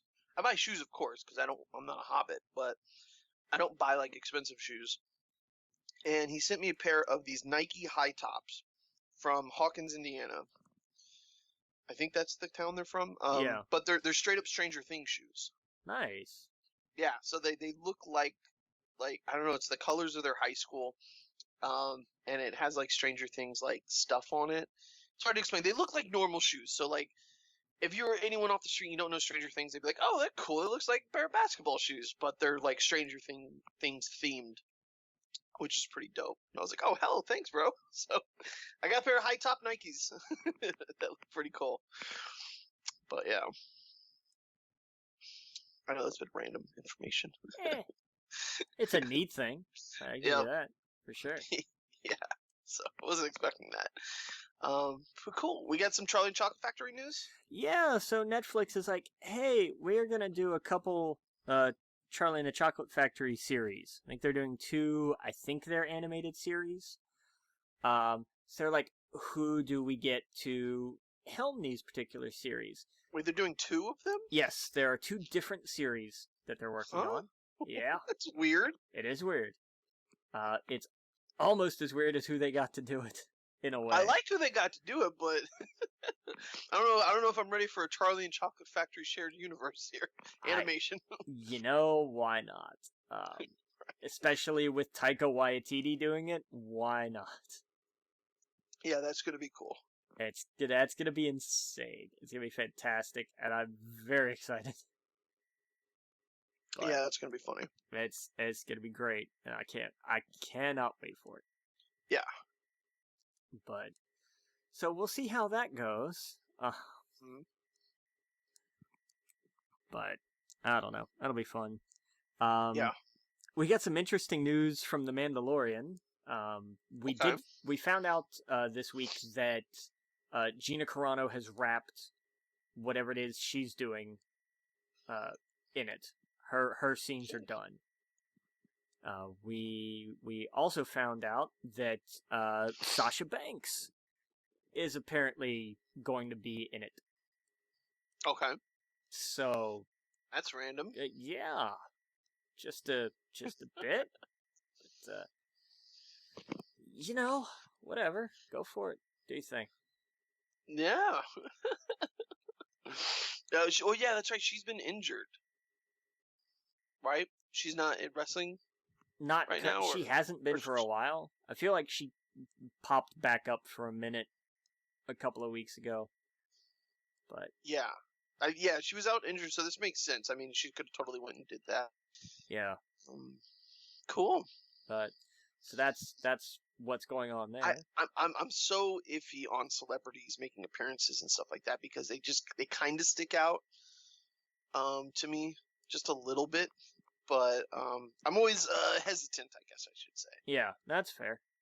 Yeah. But yeah, I mean, we were surprised before. I mean, what was that last one where they went and they had, he was a part of the team of the mercenaries and, some familiar faces in it, but it was good, so it didn't really take me out of it. So I got faith. Yep. Yep. Yep. We'll see how this goes. Yeah, man. Did you hear the news about Max von Sydow? I'm butchering his name. Max von Sydow, yeah. Sydow, yeah. He was away. How old now? 90, right? Something like that. Yes. It's craziness. And yep. lived a life too. Oh yeah. Absolutely. But, hats off to him for everything that he did. Shoot. Yep. I think he was most recently in Star Wars and Game of Thrones, probably. Yeah. Yeah. Yeah, he was in The Last Jedi, and he was on. I don't know if it was more than one episode of Game of Thrones. Yeah, he was in a few. He was the what was it? The One-Eyed Raven, the guy in the tree. Oh, that's right. Okay, I was honestly racking my brain trying to remember who was he in Game of Thrones. Yes, yeah, he was the One-Eyed Raven. That makes a ton of sense. And he gave Bran his powers, essentially. Oh, that makes way more sense. That's fantastic. Yep. So he was hundreds of years old in that show. But yep, lived a very long, very good life. Yeah. Also, but I think film fans, of course, know him. I think a little more for The Seventh Seal, and for The Exorcist in particular. Yes. But I mean, that's the thing. He's had just a crazy, crazy career.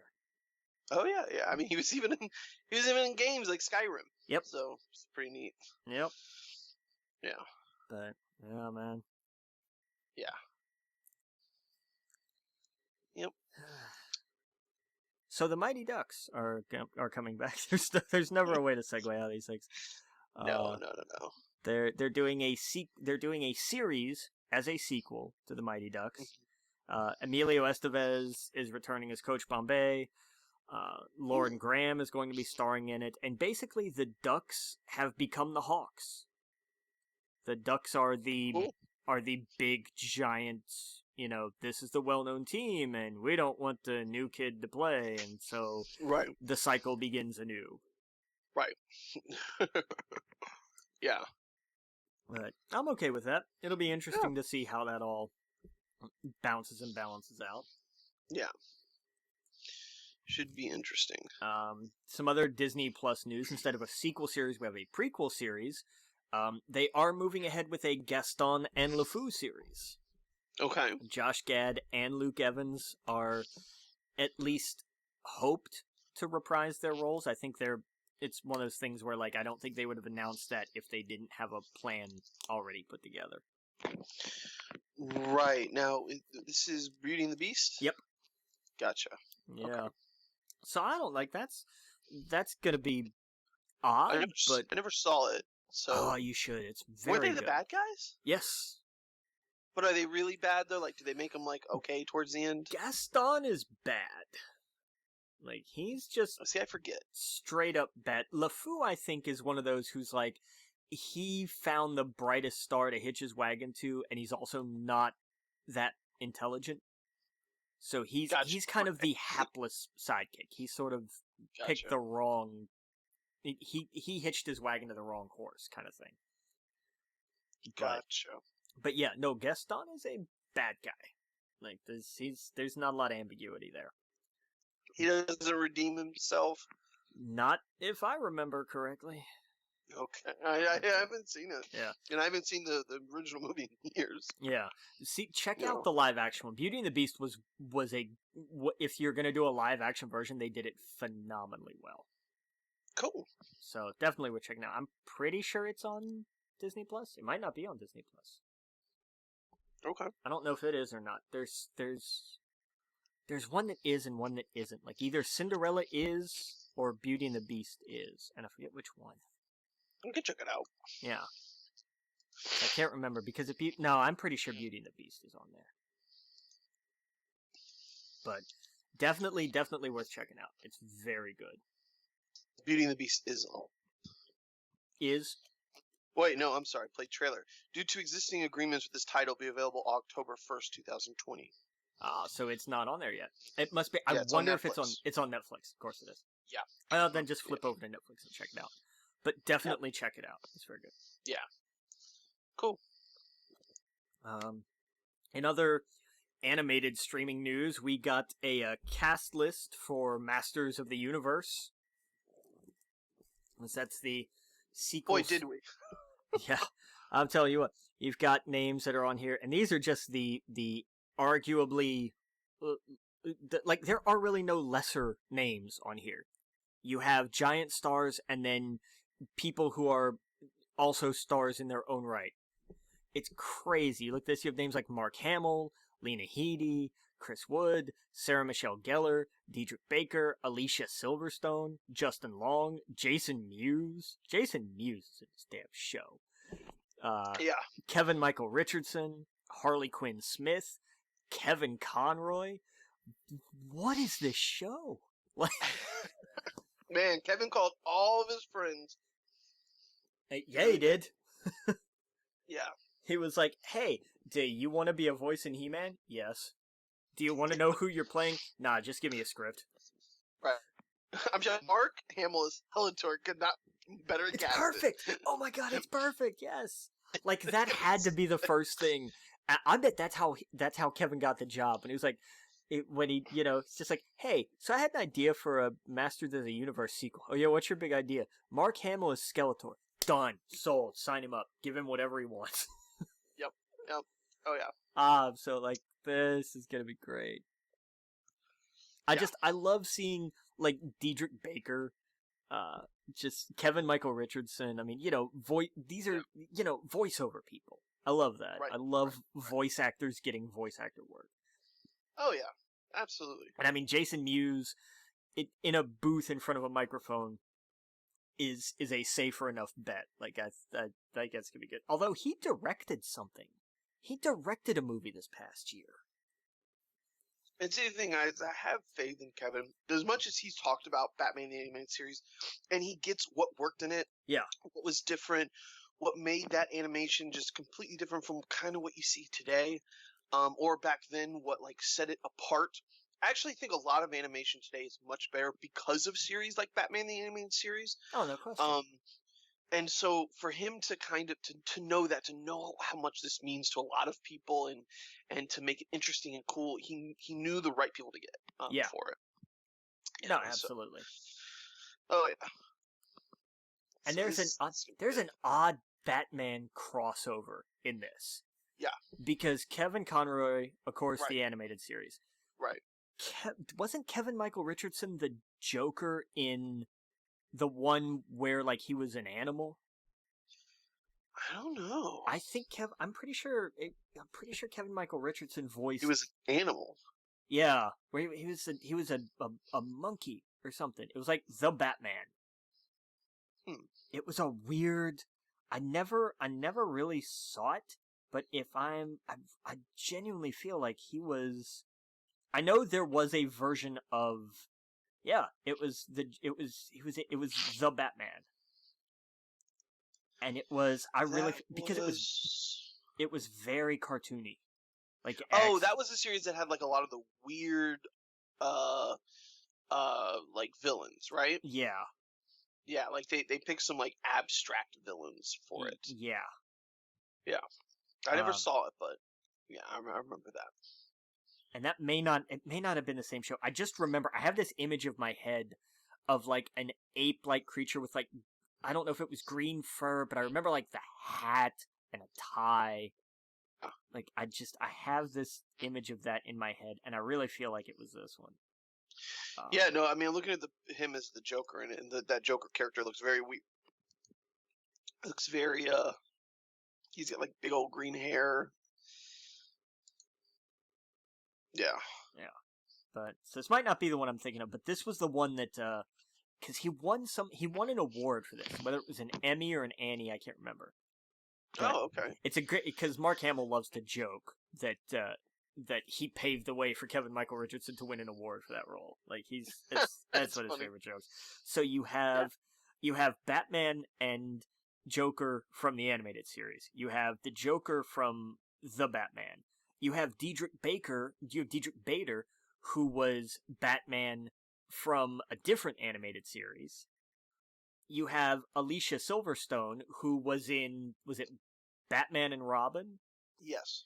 Mm-hmm. So, I mean, there is so much Batman crossover going on here. Right. And then, of course, his Fat Man on Batman and all the stuff he's done in the DC universe. Yeah. His daughter, Harley Quinn. Yeah. Yeah. It's just, it's gonna be interesting. If nothing else, it's going to be interesting. Yes. Oh, yeah. But the talent in it, that's what's great about that list. No one on that list lacks for talent. And I think Justin Long was Robin in a thing called Robin's Big Date. Oh, God, was he really? Just Google anyone's name from this list and Batman, and they're connected somehow. And there's a Batman connection. Fair enough. Yeah, Sam Rockwell, Justin Long, and a thing called Robin's Big Date.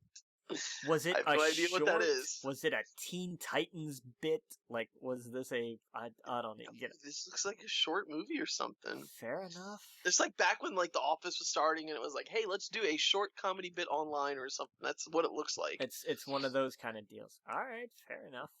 Sam Rockwell and Justin Long is pretty big names for it too. Right? I still think one of my favorite shorts was the one, in terms of DC shorts, was the one that was all Mark Hamill. Oh, you haven't seen this? No. So the Joker, who is it? I think it's the Joker and the Trickster kidnap Mark Hamill, who is then saved by, like, it's all roles that Mark Hamill has voiced. Oh, okay. Within and DC what's it called? I can't remember. What should I Google? I would just Google Mark Hamill DC short. Okay. And it'll come up. DC Animated on Twitter. A kidnapped Mark Hamill uses his voice acting skills to escape from the Joker. Yes, that's the one. Is that it? Okay, I'll watch that later. Was it Missing the Mark? I think is what it's called. Oh, Missing the Mark. Yes. Yeah. Gotcha. Okay, I'll check that out later. It's great because it's two villains voiced by Mark Hamill kidnap Mark Hamill, who is saved because Mark Hamill impersonates both of them. And then, like, at the end of it is Swamp Thing, who's also been voiced by Mark Hamill. Like, it's so weird. And he's, like, the only person credited on that episode. Oh, wow. It's great, because it's Mark Hamill as the Joker, the Trickster, everybody else. Is there a list? Yeah, the Joker, Trickster, Swamp Thing, and, obviously, as Mark Hamill. He's the only one credited in that episode. It's so great. That's great. But it's a fun, it's I don't know, it's 2 minutes, 3 minutes, like it is a short, but it's so much fun. Yeah. Well, I mean, kind of in the same vein of, like, I guess Warner Brothers Animation, talking about Mark Hamill and Joker and all that. Did you see the trailer, the Red Band trailer for the Mortal Kombat Legends Scorpion's Revenge? I didn't see the Red Band trailer, no, but I heard it was very, like, oh no, this is going to be a Mortal Kombat movie. Right. You're going to act like a bitch or fight like a man. Like, it's just so ridiculous. Fair enough. In the trailer, like, they're cursing and all this other shit. But it's violent. The trailer's very violent, like Mortal Kombat. I didn't know. We probably talked about this, but Joel McHale is Johnny Cage. That's kind of perfect. I have never in my life wanted to see Johnny Cage die as much as I do now. That's what I mean. It's kind of a perfect, like, how's his snobby attitude, like, of his characters. It's perfect for Johnny Cage. That's very true. Yeah, Kevin Michael Richardson is Bro. Steve Blum. No, I'm sorry. Yeah, is Sub-Zero. Sure. I don't know. So on and so forth. Let's see. Where I don't see Scorpion. Patrick Sets is Scorpion. I don't know. It looks interesting. It looks cool. It looks like Mortal Kombat. I mean, that's all you need, really. Yeah. It's very much the title Scorpion's Revenge. It goes into like him wanting revenge on Sub-Zero. It's extremely Mortal Kombat, and I mean, for an animated Mortal Kombat movie, it looked like what you're getting. It almost looked like kind of the Harley Quinn TV show. You know how it's like very kind of like R-rated, which I want to see. Like anything I see from the Harley Quinn TV thingy looks hilarious. Yeah, every YouTube ad I've seen, I'm like, you know what? I really should check this out. Oh yeah, like the Kite Man stuff. I guess like Poison Ivy's dating the Kite Man in it, and it's just constantly making jokes about. She's like constantly brushing it off, like, "Well, I'm not dating him. I'm not dating him," but like she's all about it. I don't know. This looks so funny. But they're like, "What is it about him?" And then by the end of like the clips or whatever, he like saves them all, and she's like, "Oh, Kite Man, hell yeah!" Oh, it's just so funny. It's so good. Oh, it's so good. But yeah, I want to watch more of that. Yeah. So anyway, Masters of the Universe looks great. Yeah, that's gonna be a thing. Now, that's gonna be on Netflix, right? Have Yes. you seen Castlevania, the new season? I haven't seen the new season yet, but I've heard it is amazing. Yes, it's good animation on Netflix. Good animation. Cool, very, very cool indeed. Yep. All right, let's get into some video game news. Yeah, so we've got all the free games that are out. PS Plus games for this month: Shadow of the Colossus and Sonic Forces. Yep. Not a terrible duo. Dude, that's not bad at all. Shadow of the Colossus, instant classic. Yes. Go download that. Sonic Forces, I imagine kids are gonna love that. Like that's a fun kid game. I know my friend's kid wants to play it, so I'm gonna bring my PlayStation over so they can check it out. Kind of the perfect month for it too, with Sonic just coming out. Yep. It's from what I hear, it's not the best Sonic gamer by any means, but it's Sonic. Yeah, so. That's kind of it. Where you're like, there have been better Sonic games, but at least this is not one of the worst ones.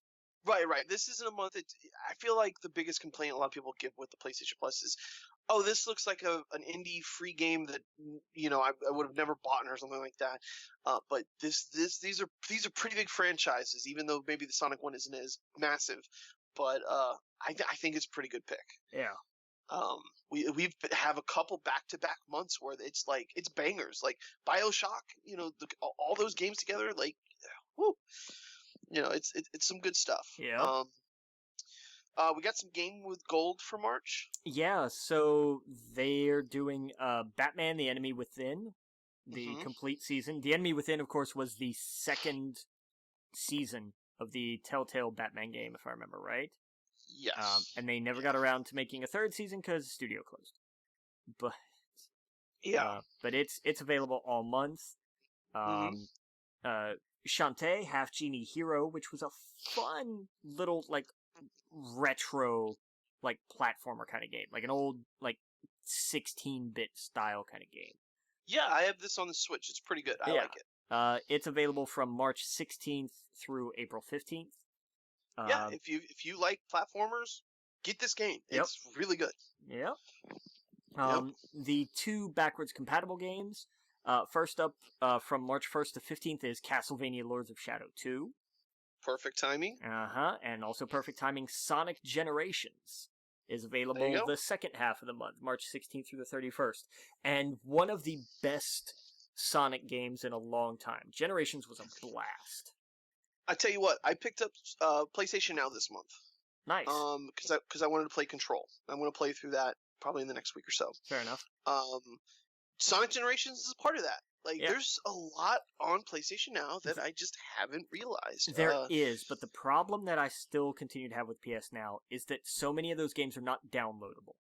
Oh, okay, Yeah, so gotcha. if you're not Ethernet plugged in, like, I'm sorry, their streaming over Wi-Fi is crap.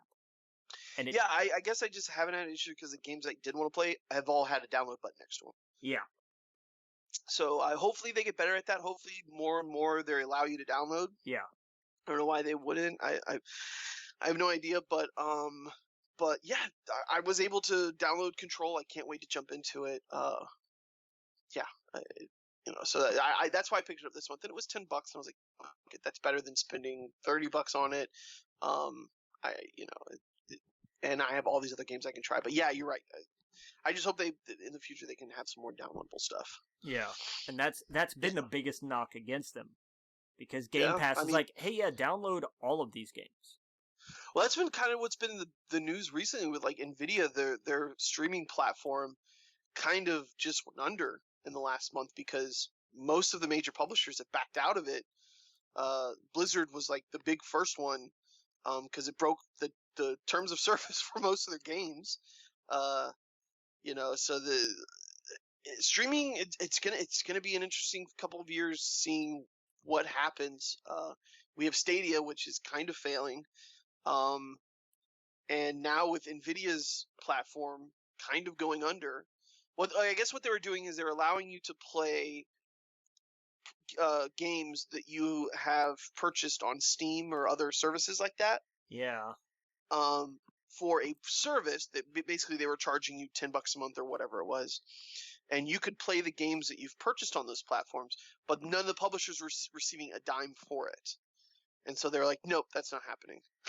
So they pulled all of it so that you can't stream from it, and I don't know, it was kind of a disaster. But anyway, I don't know. Streaming's going to be interesting moving forward. xCloud apparently is the way to go. That's like the one example that I hear from everyone is good. Yeah. Yeah. Because it's not only games that you own, but it's also games that are all a part of the Gamer Pass that they have, which is awesome. So anyway, what else we got? Oh, Call of Duty. Yeah. So the battle royale mode that they've talked about for however long now is officially coming. It's called Warzone, and it's going to be free to play and coming tomorrow. So yeah, it looks wild. I don't know if you looked at any of it. I didn't get a chance to take a look at it. It's like 120. What's the player cap? Like 120 or something? 150 to 200 people. Jeez. The map is so massive that they have multiple classic Call of Duty maps within the map. Wow.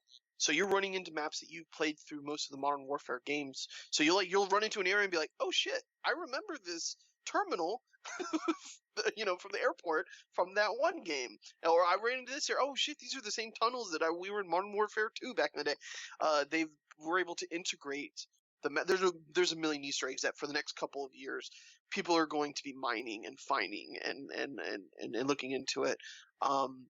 It looks awesome. It looks next gen, of course. There's vehicles. What's cool about this is it's all free to play, just like Fortnite. You'll be able to jump right in. If you have Modern Warfare 2 or Call of Duty Modern Warfare, you'll be able to, of course, use your skins and all of that stuff that comes along with that you've won over the seasons. But if you don't have it, don't worry about it. You can download this game. It's a separate download, and you can jump in and play with your friends.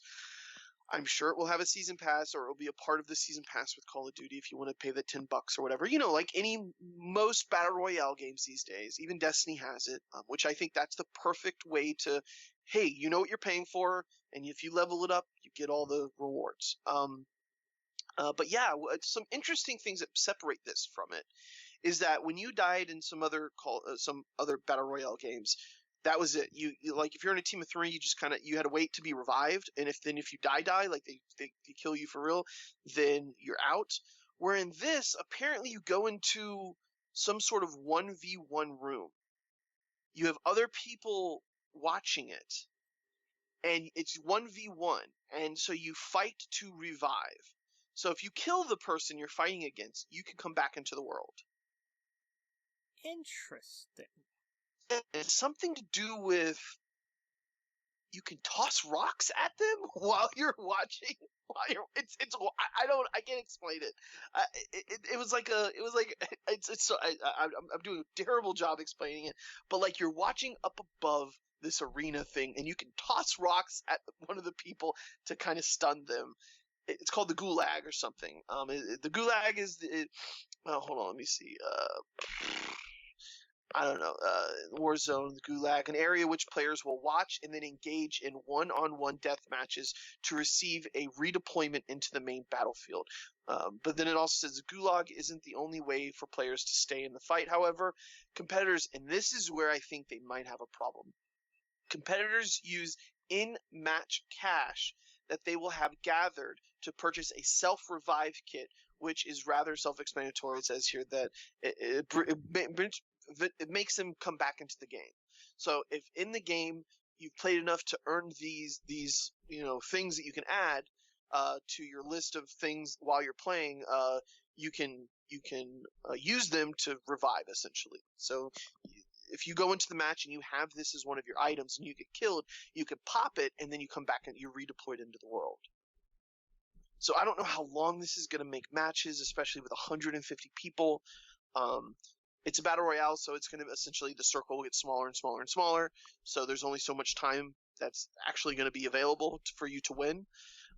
So it's going to be interesting to see. Apex. Right now, Fortnite, of course, is the king of all of this.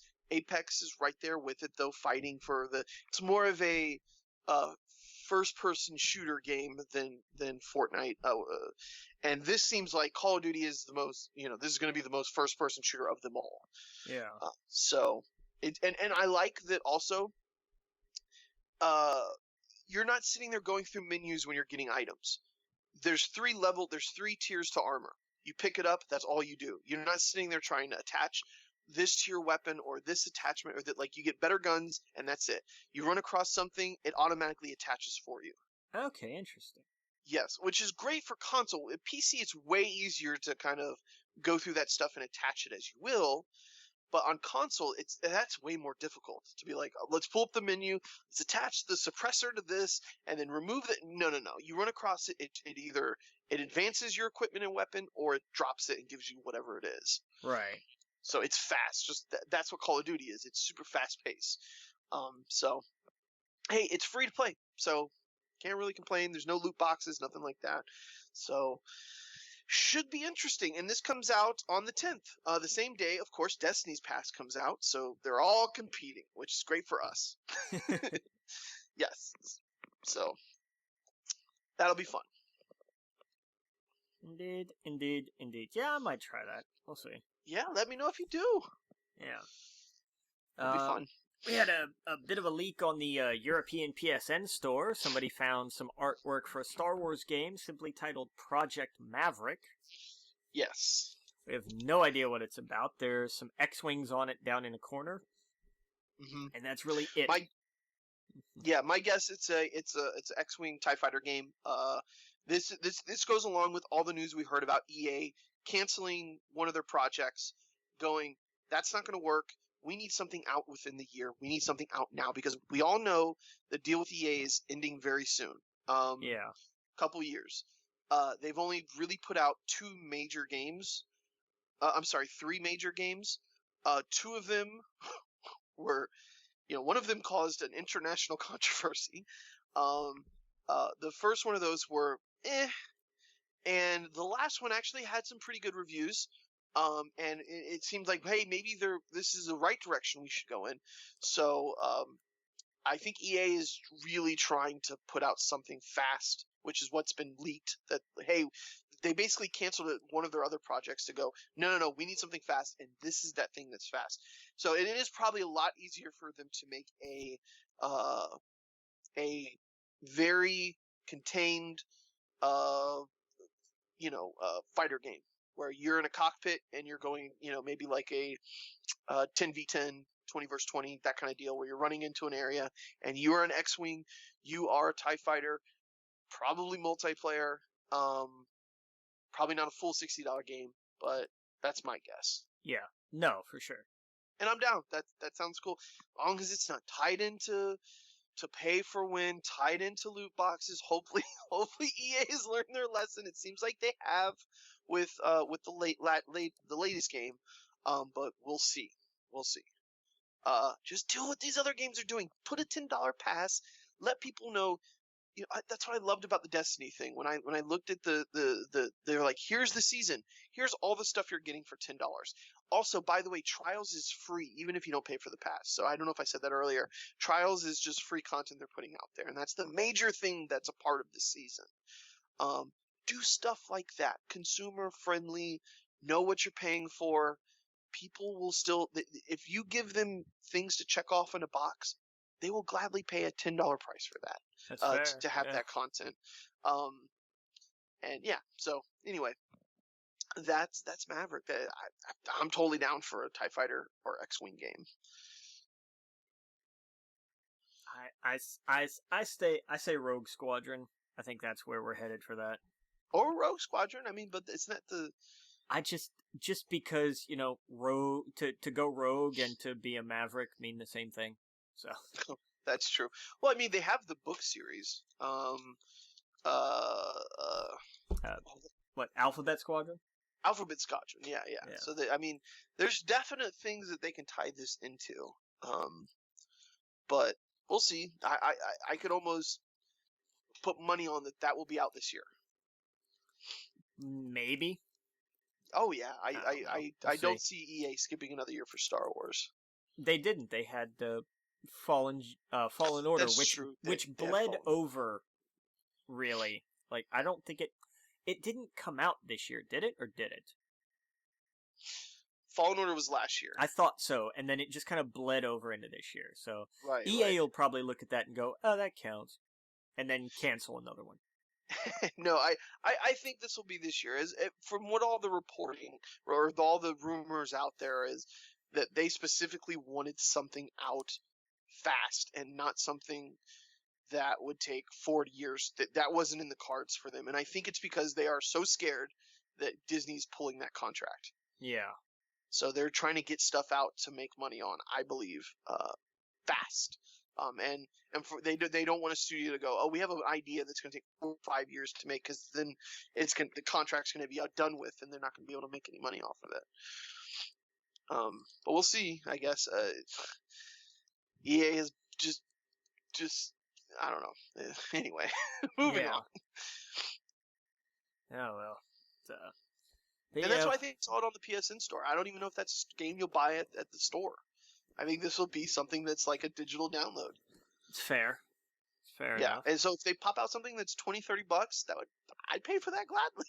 Yeah. If we know what it is, I guess ahead of time. It's fair. Yeah. But yeah, we talked about E3. We talked about the High Republic stuff. Yep. We talked about everything. Did you get around to seeing Sonic? No, not yet. Oh, you need to. Yes, I know. I have to, because we talked about it with them changing everything. I gotta go see it. Yeah. But I hung out with my friend when her kids weren't there, so we're gonna go see it. Definitely do that, because it is so fun. And like I said, that movie very much hinges on whether or not you're a Jim Carrey fan. I'm a big Jim Carrey fan, and I wanted to see it with them because I went and saw the Detective Pikachu with them, and it was cool to not only watch it through my eyes, of course, but to see it through their eyes and to see just how thrilled they get when they see those characters. And I think it makes the movie so much better. Yeah. But yes, I think Jim Carrey, when I was a kid, was probably my favorite. Like, as a kid, I was like, that guy's the funniest guy in the world because of Ace Ventura, The Mask, Liar Liar, blah blah blah blah blah, so on and so forth. He hasn't really done movies like that for a while. Through my adult years, he very much took I'm going to do serious movies and drama and stuff like that. So yeah, I think it's fun to see him go back to play roles like the Grinch, or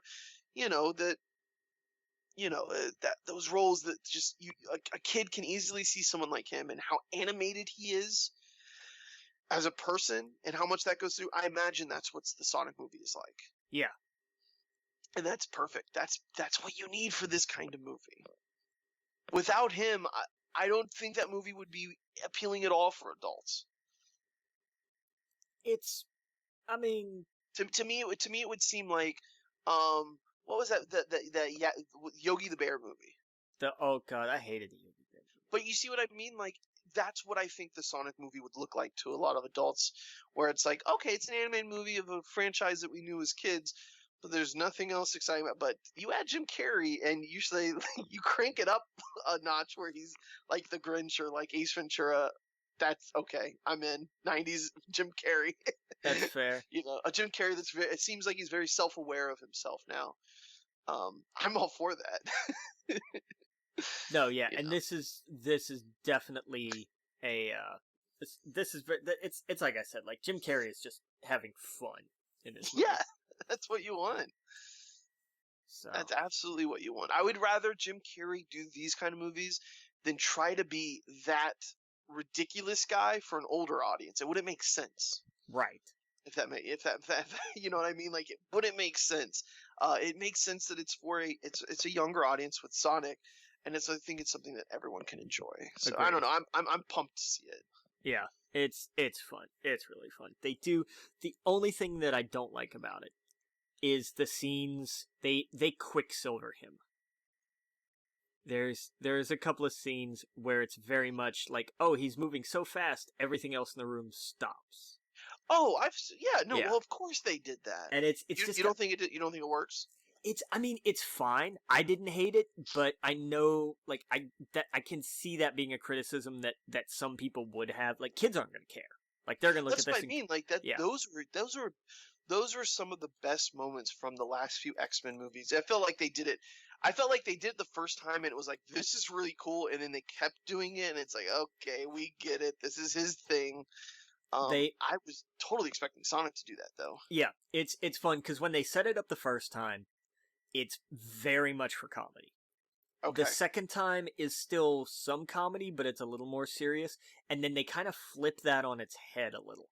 So it's not overdone within the same movie. There's a point to each one. Okay. Now, see, I think that's a great idea. If, like, the first time you do it, it's all a goof, and then maybe sometime down the road in the movie, it's like, I have no time to play around right here. Like, this is serious. That's kind of cool. Yeah, it's a little bit. It's not quite like that because he's still Sonic, but it's right. When you see it, you understand. Like, oh, that's why. Right. You said he makes Fast and Furious jokes and stuff like that. I think that's kind of cool. Like, that's perfect for a kids movie, or in 2020. Like, that's what you want. You want it to be relevant. You want it to have fun. You want it to be self-aware. I like that. I like all of that. Everything I see from it, I'm like, that's gonna be funny. And if you depending on how hungry you are, either eat beforehand or you're gonna want to go to Olive Garden after. Oh, it's a lot of Olive Garden stuff? Yeah, just trust me on this one. Okay. See, why did they not team up with Sonic, the fast food restaurant? It would be such a funny joke in the movie, because they have chili dogs there. It would have been perfect. Yeah. But I guess Olive Garden is his new thing. That's funny. But it's enjoyable. You will have fun watching it. I guarantee you. Yeah, we definitely plan on going. We might actually go this weekend. She didn't have last weekend, so we'll see. But I definitely want to see it. Yeah. I did watch something. I just can't think of it. I don't know. But yeah, go see Sonic. Go see Onward. Like, they're both really, really good. Yeah. Will do. Well, I think that about wraps it up. We should be back next week. I don't think anything's happening in the next week or two that would prevent us. How was your trip? Forgot to ask. It's good. It was good. I had a good time. Did the driver because I saw in the news, like, he got a terrible car accident. Is everything okay with him? Yeah, he was. They rushed him to Halifax Medical, which is like a block from the Speedway. Right. They updated it like a couple hours after. He was critical but non-life threatening, and then like the next day he was awake. He was talking, and then the following day, so 2 days after this accident, they released a picture of him walking out of the hospital. Perfect. There And you go. he's there. There's no like official update of like here's what all happened. It's just Right. he's ambulatory. He's in good spirits. There's Mhm. nothing broken. The Wow. the the kind of consensus is there was almost certainly a concussion. Yeah. But aside from that, there really doesn't seem to be like, I mean, there's no black eye. There's no cast on anything. Nothing. So Okay. Well, good. whatever happened was all internal, and it wasn't enough to like he's not back in a car, and there's been no update on if he will be. But Gotcha. they had like Newman he was at the track this weekend, just being back around people. So Cool. it's, I mean, it's a matter of time before he's back in a car again, if he so chooses to be and is medically cleared.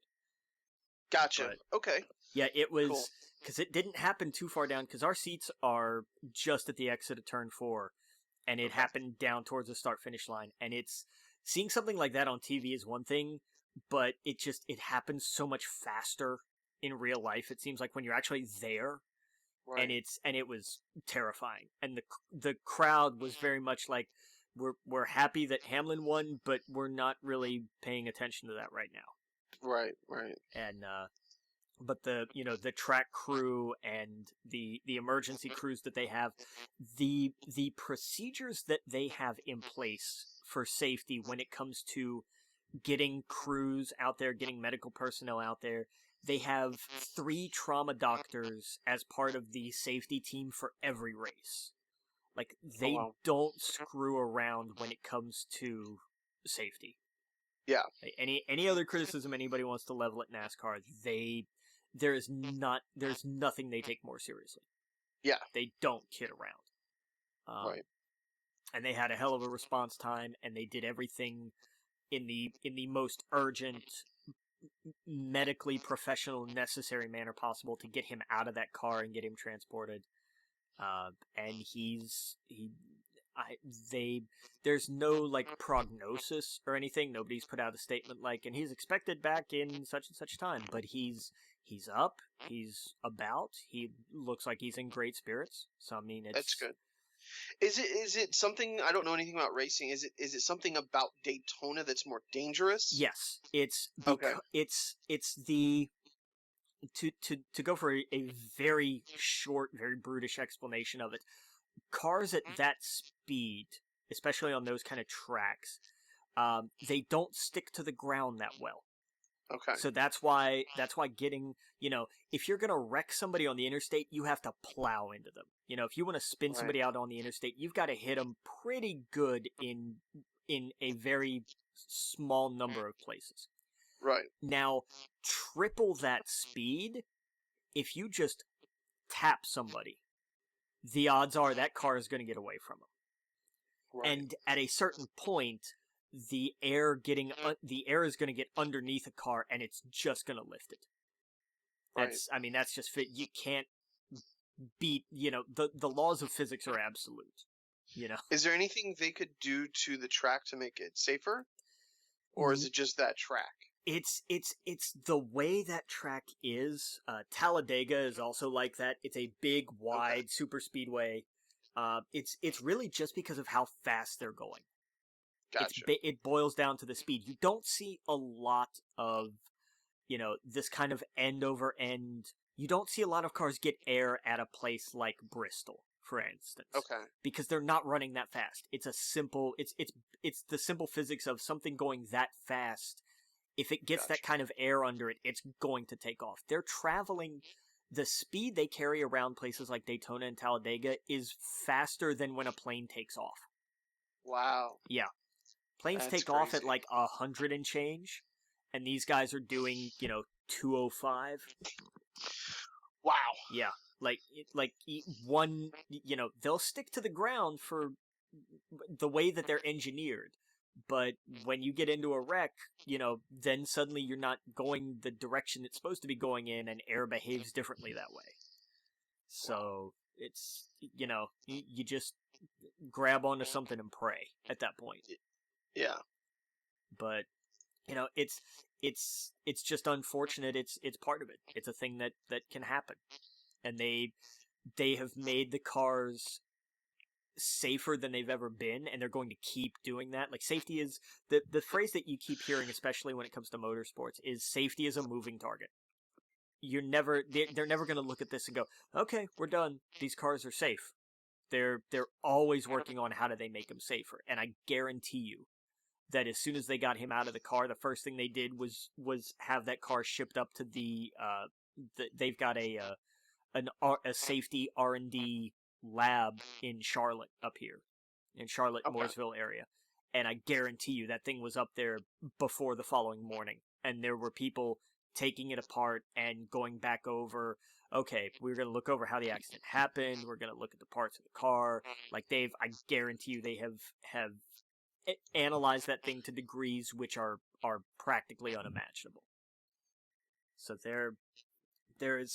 they will continue to make improvements, and it's one of those things where you say, okay, this is going to make it safer.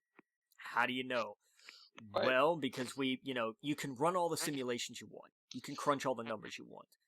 But until something like these are the kind of problems that you don't know you have to fix until they happen, and then you have to fix them. Okay. But I guarantee you this kind of accident 10, 15 years ago is a much different story. Gotcha. Is a very much different and more than likely a very tragic story. Right. No question. Well, I'm glad he's able to walk out of the hospital and everything. Yeah.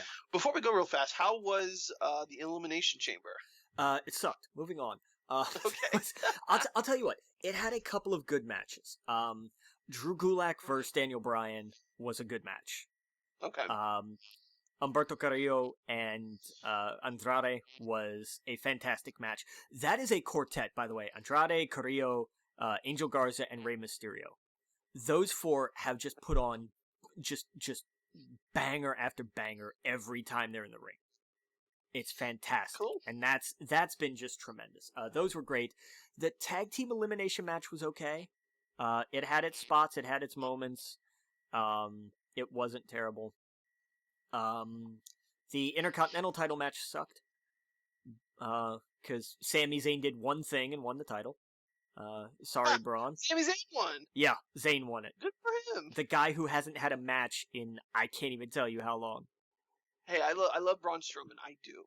But I think Sami Zayn's good. I think he's been mishandled. I agree wholeheartedly, and here's the thing though. I definitely think he is the right kind of heel to hold a title, because you're going to have to go through some combination of Cesaro and Nakamura to finally get to him. And it's going to make for a decent story if they do it right. Yeah. And then I wonder if Kevin Owens will now try and get it. No, because he's feuding with Seth Rollins still.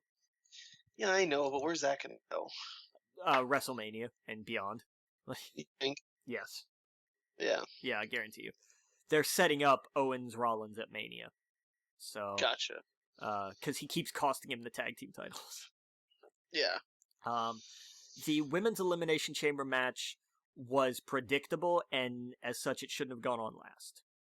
It was fun and mildly competitive, and then Shayna Baszler came in and did exactly what she needed to, which was just destroy absolutely everybody. But that was how they ended the show. She came out. That's how they ended it? Yes, she came out and just beat up and choked out everybody. And I really think her competition time was less than it was, because there were still, when she came out, there was still Liv Morgan hadn't come out yet and Asuka hadn't come out yet. So Baszler comes out, clears the ring, and then they wait the full time until they open Liv Morgan's pod. She cleans house with Liv Morgan, and then they wait the full time for Asuka to come out. And then she cleans house with Asuka. Oh, wow. The time she spent waiting for Morgan and Asuka to come out of the pods, I think, was less time than her actual competition time. Oh, wow. It was a disjointed kind of mess of a match. Yeah. It did what was necessary, because Baszler's going to walk into Mania and just rip the title from Becky. And that's what needs to happen. But it was just a crap way to end a show. Yeah. I don't know what else they would have done because both of the main champs are part-timers. So I don't know what to tell you, but Yeah. I don't know. And they continued to set up AJ versus Taker at WrestleMania. I don't want that just because I don't like Undertaker is done. I'm sorry, I love him to death, but this is not going to go well. Yeah. But it is what it is. So Cool. It was not. It had some cool moments. Check out Gulak and Bryan and Carrillo versus Andrade because those were tremendous matches, and even the Raw Tag Team Titles match. Now I got a question. Shoot. Do you think that the coronavirus is going to affect at all WrestleMania? No, because the only two cases that were in Florida were the exact town this is going to be in. We're in Tampa. No, because Vince McMahon loves money and doesn't care if you're part of a government that allegedly assassinates journalists. So I don't think the coronavirus is going to scare it. Yeah, no, I was just curious. I don't think so. But I'm just wondering if that affects attendance. If people don't show or sell their tickets. That's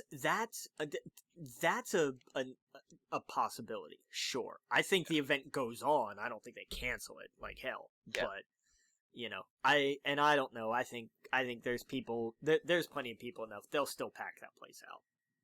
Right. I don't think it's gonna be bad. Right. Well, that's cool. But I don't know. When's that again? When's that next month? April? Yeah, a month. It's in a month. It's April 7th, I think. That should be fun. Yeah. That'd be fun to watch. Yeah. I need to request off for that day. There you go. Because it takes all day. Oh yeah, it's a whole day. It's an all day event. Yeah. I'm gonna probably hang out with my buddy Rocco. There you go.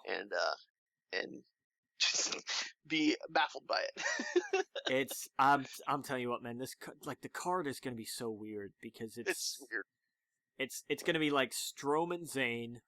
We know about Roman and Goldberg. We know about Brock and the saving grace is Brock and McIntyre. Because that's going to be your main event, and McIntyre's going to win, and it's going to send everybody home on a high note. It's going to be great. And then he's going to be mishandled, and he'll lose the title by Survivor Series. Yes. But probably back to Brock, if we're honest. Right. Goldberg, Reigns is going to be one that nobody's going to care about at all. Because Reigns is going to win, and everybody's going to go, oh, okay, this again. Right. Rhea Ripley, Charlotte Flair for the NXT Women's title should be one hell of a fight. Mm-hmm. I hope Ripley wins it to kind of reestablish the idea that NXT is better. And I think it would help propel Charlotte into just being a little more crazy and obsessed. I think that would be a great thing. I'm afraid Charlotte's going to win it because they want a mainstream star on NXT to compete with AEW some more. Right. And then who knows what the hell else is going to happen. I wouldn't hate it if she wins it, but then loses it within a month or so. I just because I think the feud that they want to set up for down the road is Flair and Bianca Belair. Yeah. Because they've really been building her up. Right. But I'm excited about the takeover the night before because we're gonna get Adam Cole versus Velveteen Dream, and I'm stoked for that. See, that's the thing. I feel like I'm so I have mixed feelings about it as well because it's I think NXT is way better than Raw and that Raw and SmackDown have been. Yeah. And so I think you immediately think she's gonna come in, take it over. They need a big star, but if anything, NXT is a thing to be watching. And if it gets any more eyes on it, good. But as long as they give it to, I think as long as someone from NXT takes it, I just don't want a Brock situation where she holds on to it forever. But yeah, that's definitely the show to watch. Yeah. Yeah. So, and we have AEW has a show coming. They're doing their own version of War Games, right? Yeah, calling it Blood and Guts because War Games is trademarked. Yeah. But that'll be interesting. Revolution was a good show. That whole card was really good. Props to Moxley. It's about time he was a world champ. So yeah. Yeah. I'm always excited to see what AEW does. I Oh yeah. I almost kind of hope though that Matt Hardy doesn't become the head of the Dark Order. Yeah. I feel like just because everybody's talked about it for months, I feel like it should be somebody else. It'd be interesting. And not Christopher Daniels either, because that was the other rumor. I want it to be somebody like nobody's really thinking about, like say Luke Harper might be an interesting choice. That would be interesting. And I think he could do it. You know, he's had a little bit of experience storyline wise with like crazy, you know, like cults. So see, I think they're doing factions right on AEW, where Agreed. NXT has them too, but I feel like SmackDown and Raw have none of them. No, and the ones on NXT. Well, the one on NXT. Well, no, okay, because you really just have two with NXT. You have Imperium on NXT UK and Undisputed Era in NXT, basically. Right, and they're massive on there, but I feel like there's nothing like NWO. There's nothing like Bullet Club. They don't have any of these big, where AEW I feel is doing that with the Inner Circle, the Elite, Dark Order. I feel that WWE have been missing this on the main roster for a while now. Bringing a dominant group. I feel like they've been teasing that with whatever they're doing with AOP and Buddy and Seth. Like that could be something, but I feel like that's going to fall apart within a month. Well, because they keep like Seth Rollins Kevin Owens keeps showing up and stunning Seth, and it just makes him look weak. Right. You know, he cost him the tag titles, and what was his revenge? Well, he hasn't gotten it yet. Yeah. So Kevin Owens is hilarious. Like he poured popcorn on Buddy Murphy. Like that stuff. He is gold. I looked at Kevin Owens and hated him because I was like, somebody's got to clean that up. You just oh. I had just come home, man. Our theater, one of the theaters we show Onward in, had just the entire aisle, like up to the seats, was just covered in popcorn. I will send you the picture. So when I saw him pour that out, I was like, I hate Kevin Owens. I hope Seth Rollins stomps him through the canvas. That's funny. It was just such a visceral reaction of just like, just nonchalantly just tosses it on him. I'm like, this is great. He does things that remind me of The Rock and the Stone Cold era, and like he's doing those things. I think he's probably, for the top guys, he's the smartest. He's the guy that should be on top right now. If they would give Kevin and Seth carte blanche almost to do whatever they want, because Seth has his faction, which is great, and we have to call it a faction because we don't have a name for it. But that's the other Kevin thing. Owens is as close as I think we're going to get to, like, I mean, I know Becky's doing the whole Stone Cold thing, but honestly, Kevin Owens is the everyday man. Agreed. Does that make sense? Absolutely. I know Becky Owens is doing the man thing, but Kevin Owens to me is the guy who watched Ring of Honor before anybody knew what it was. You know what I mean? He was obviously he was in Ring of Honor, but you know what I'm saying? Like he looks.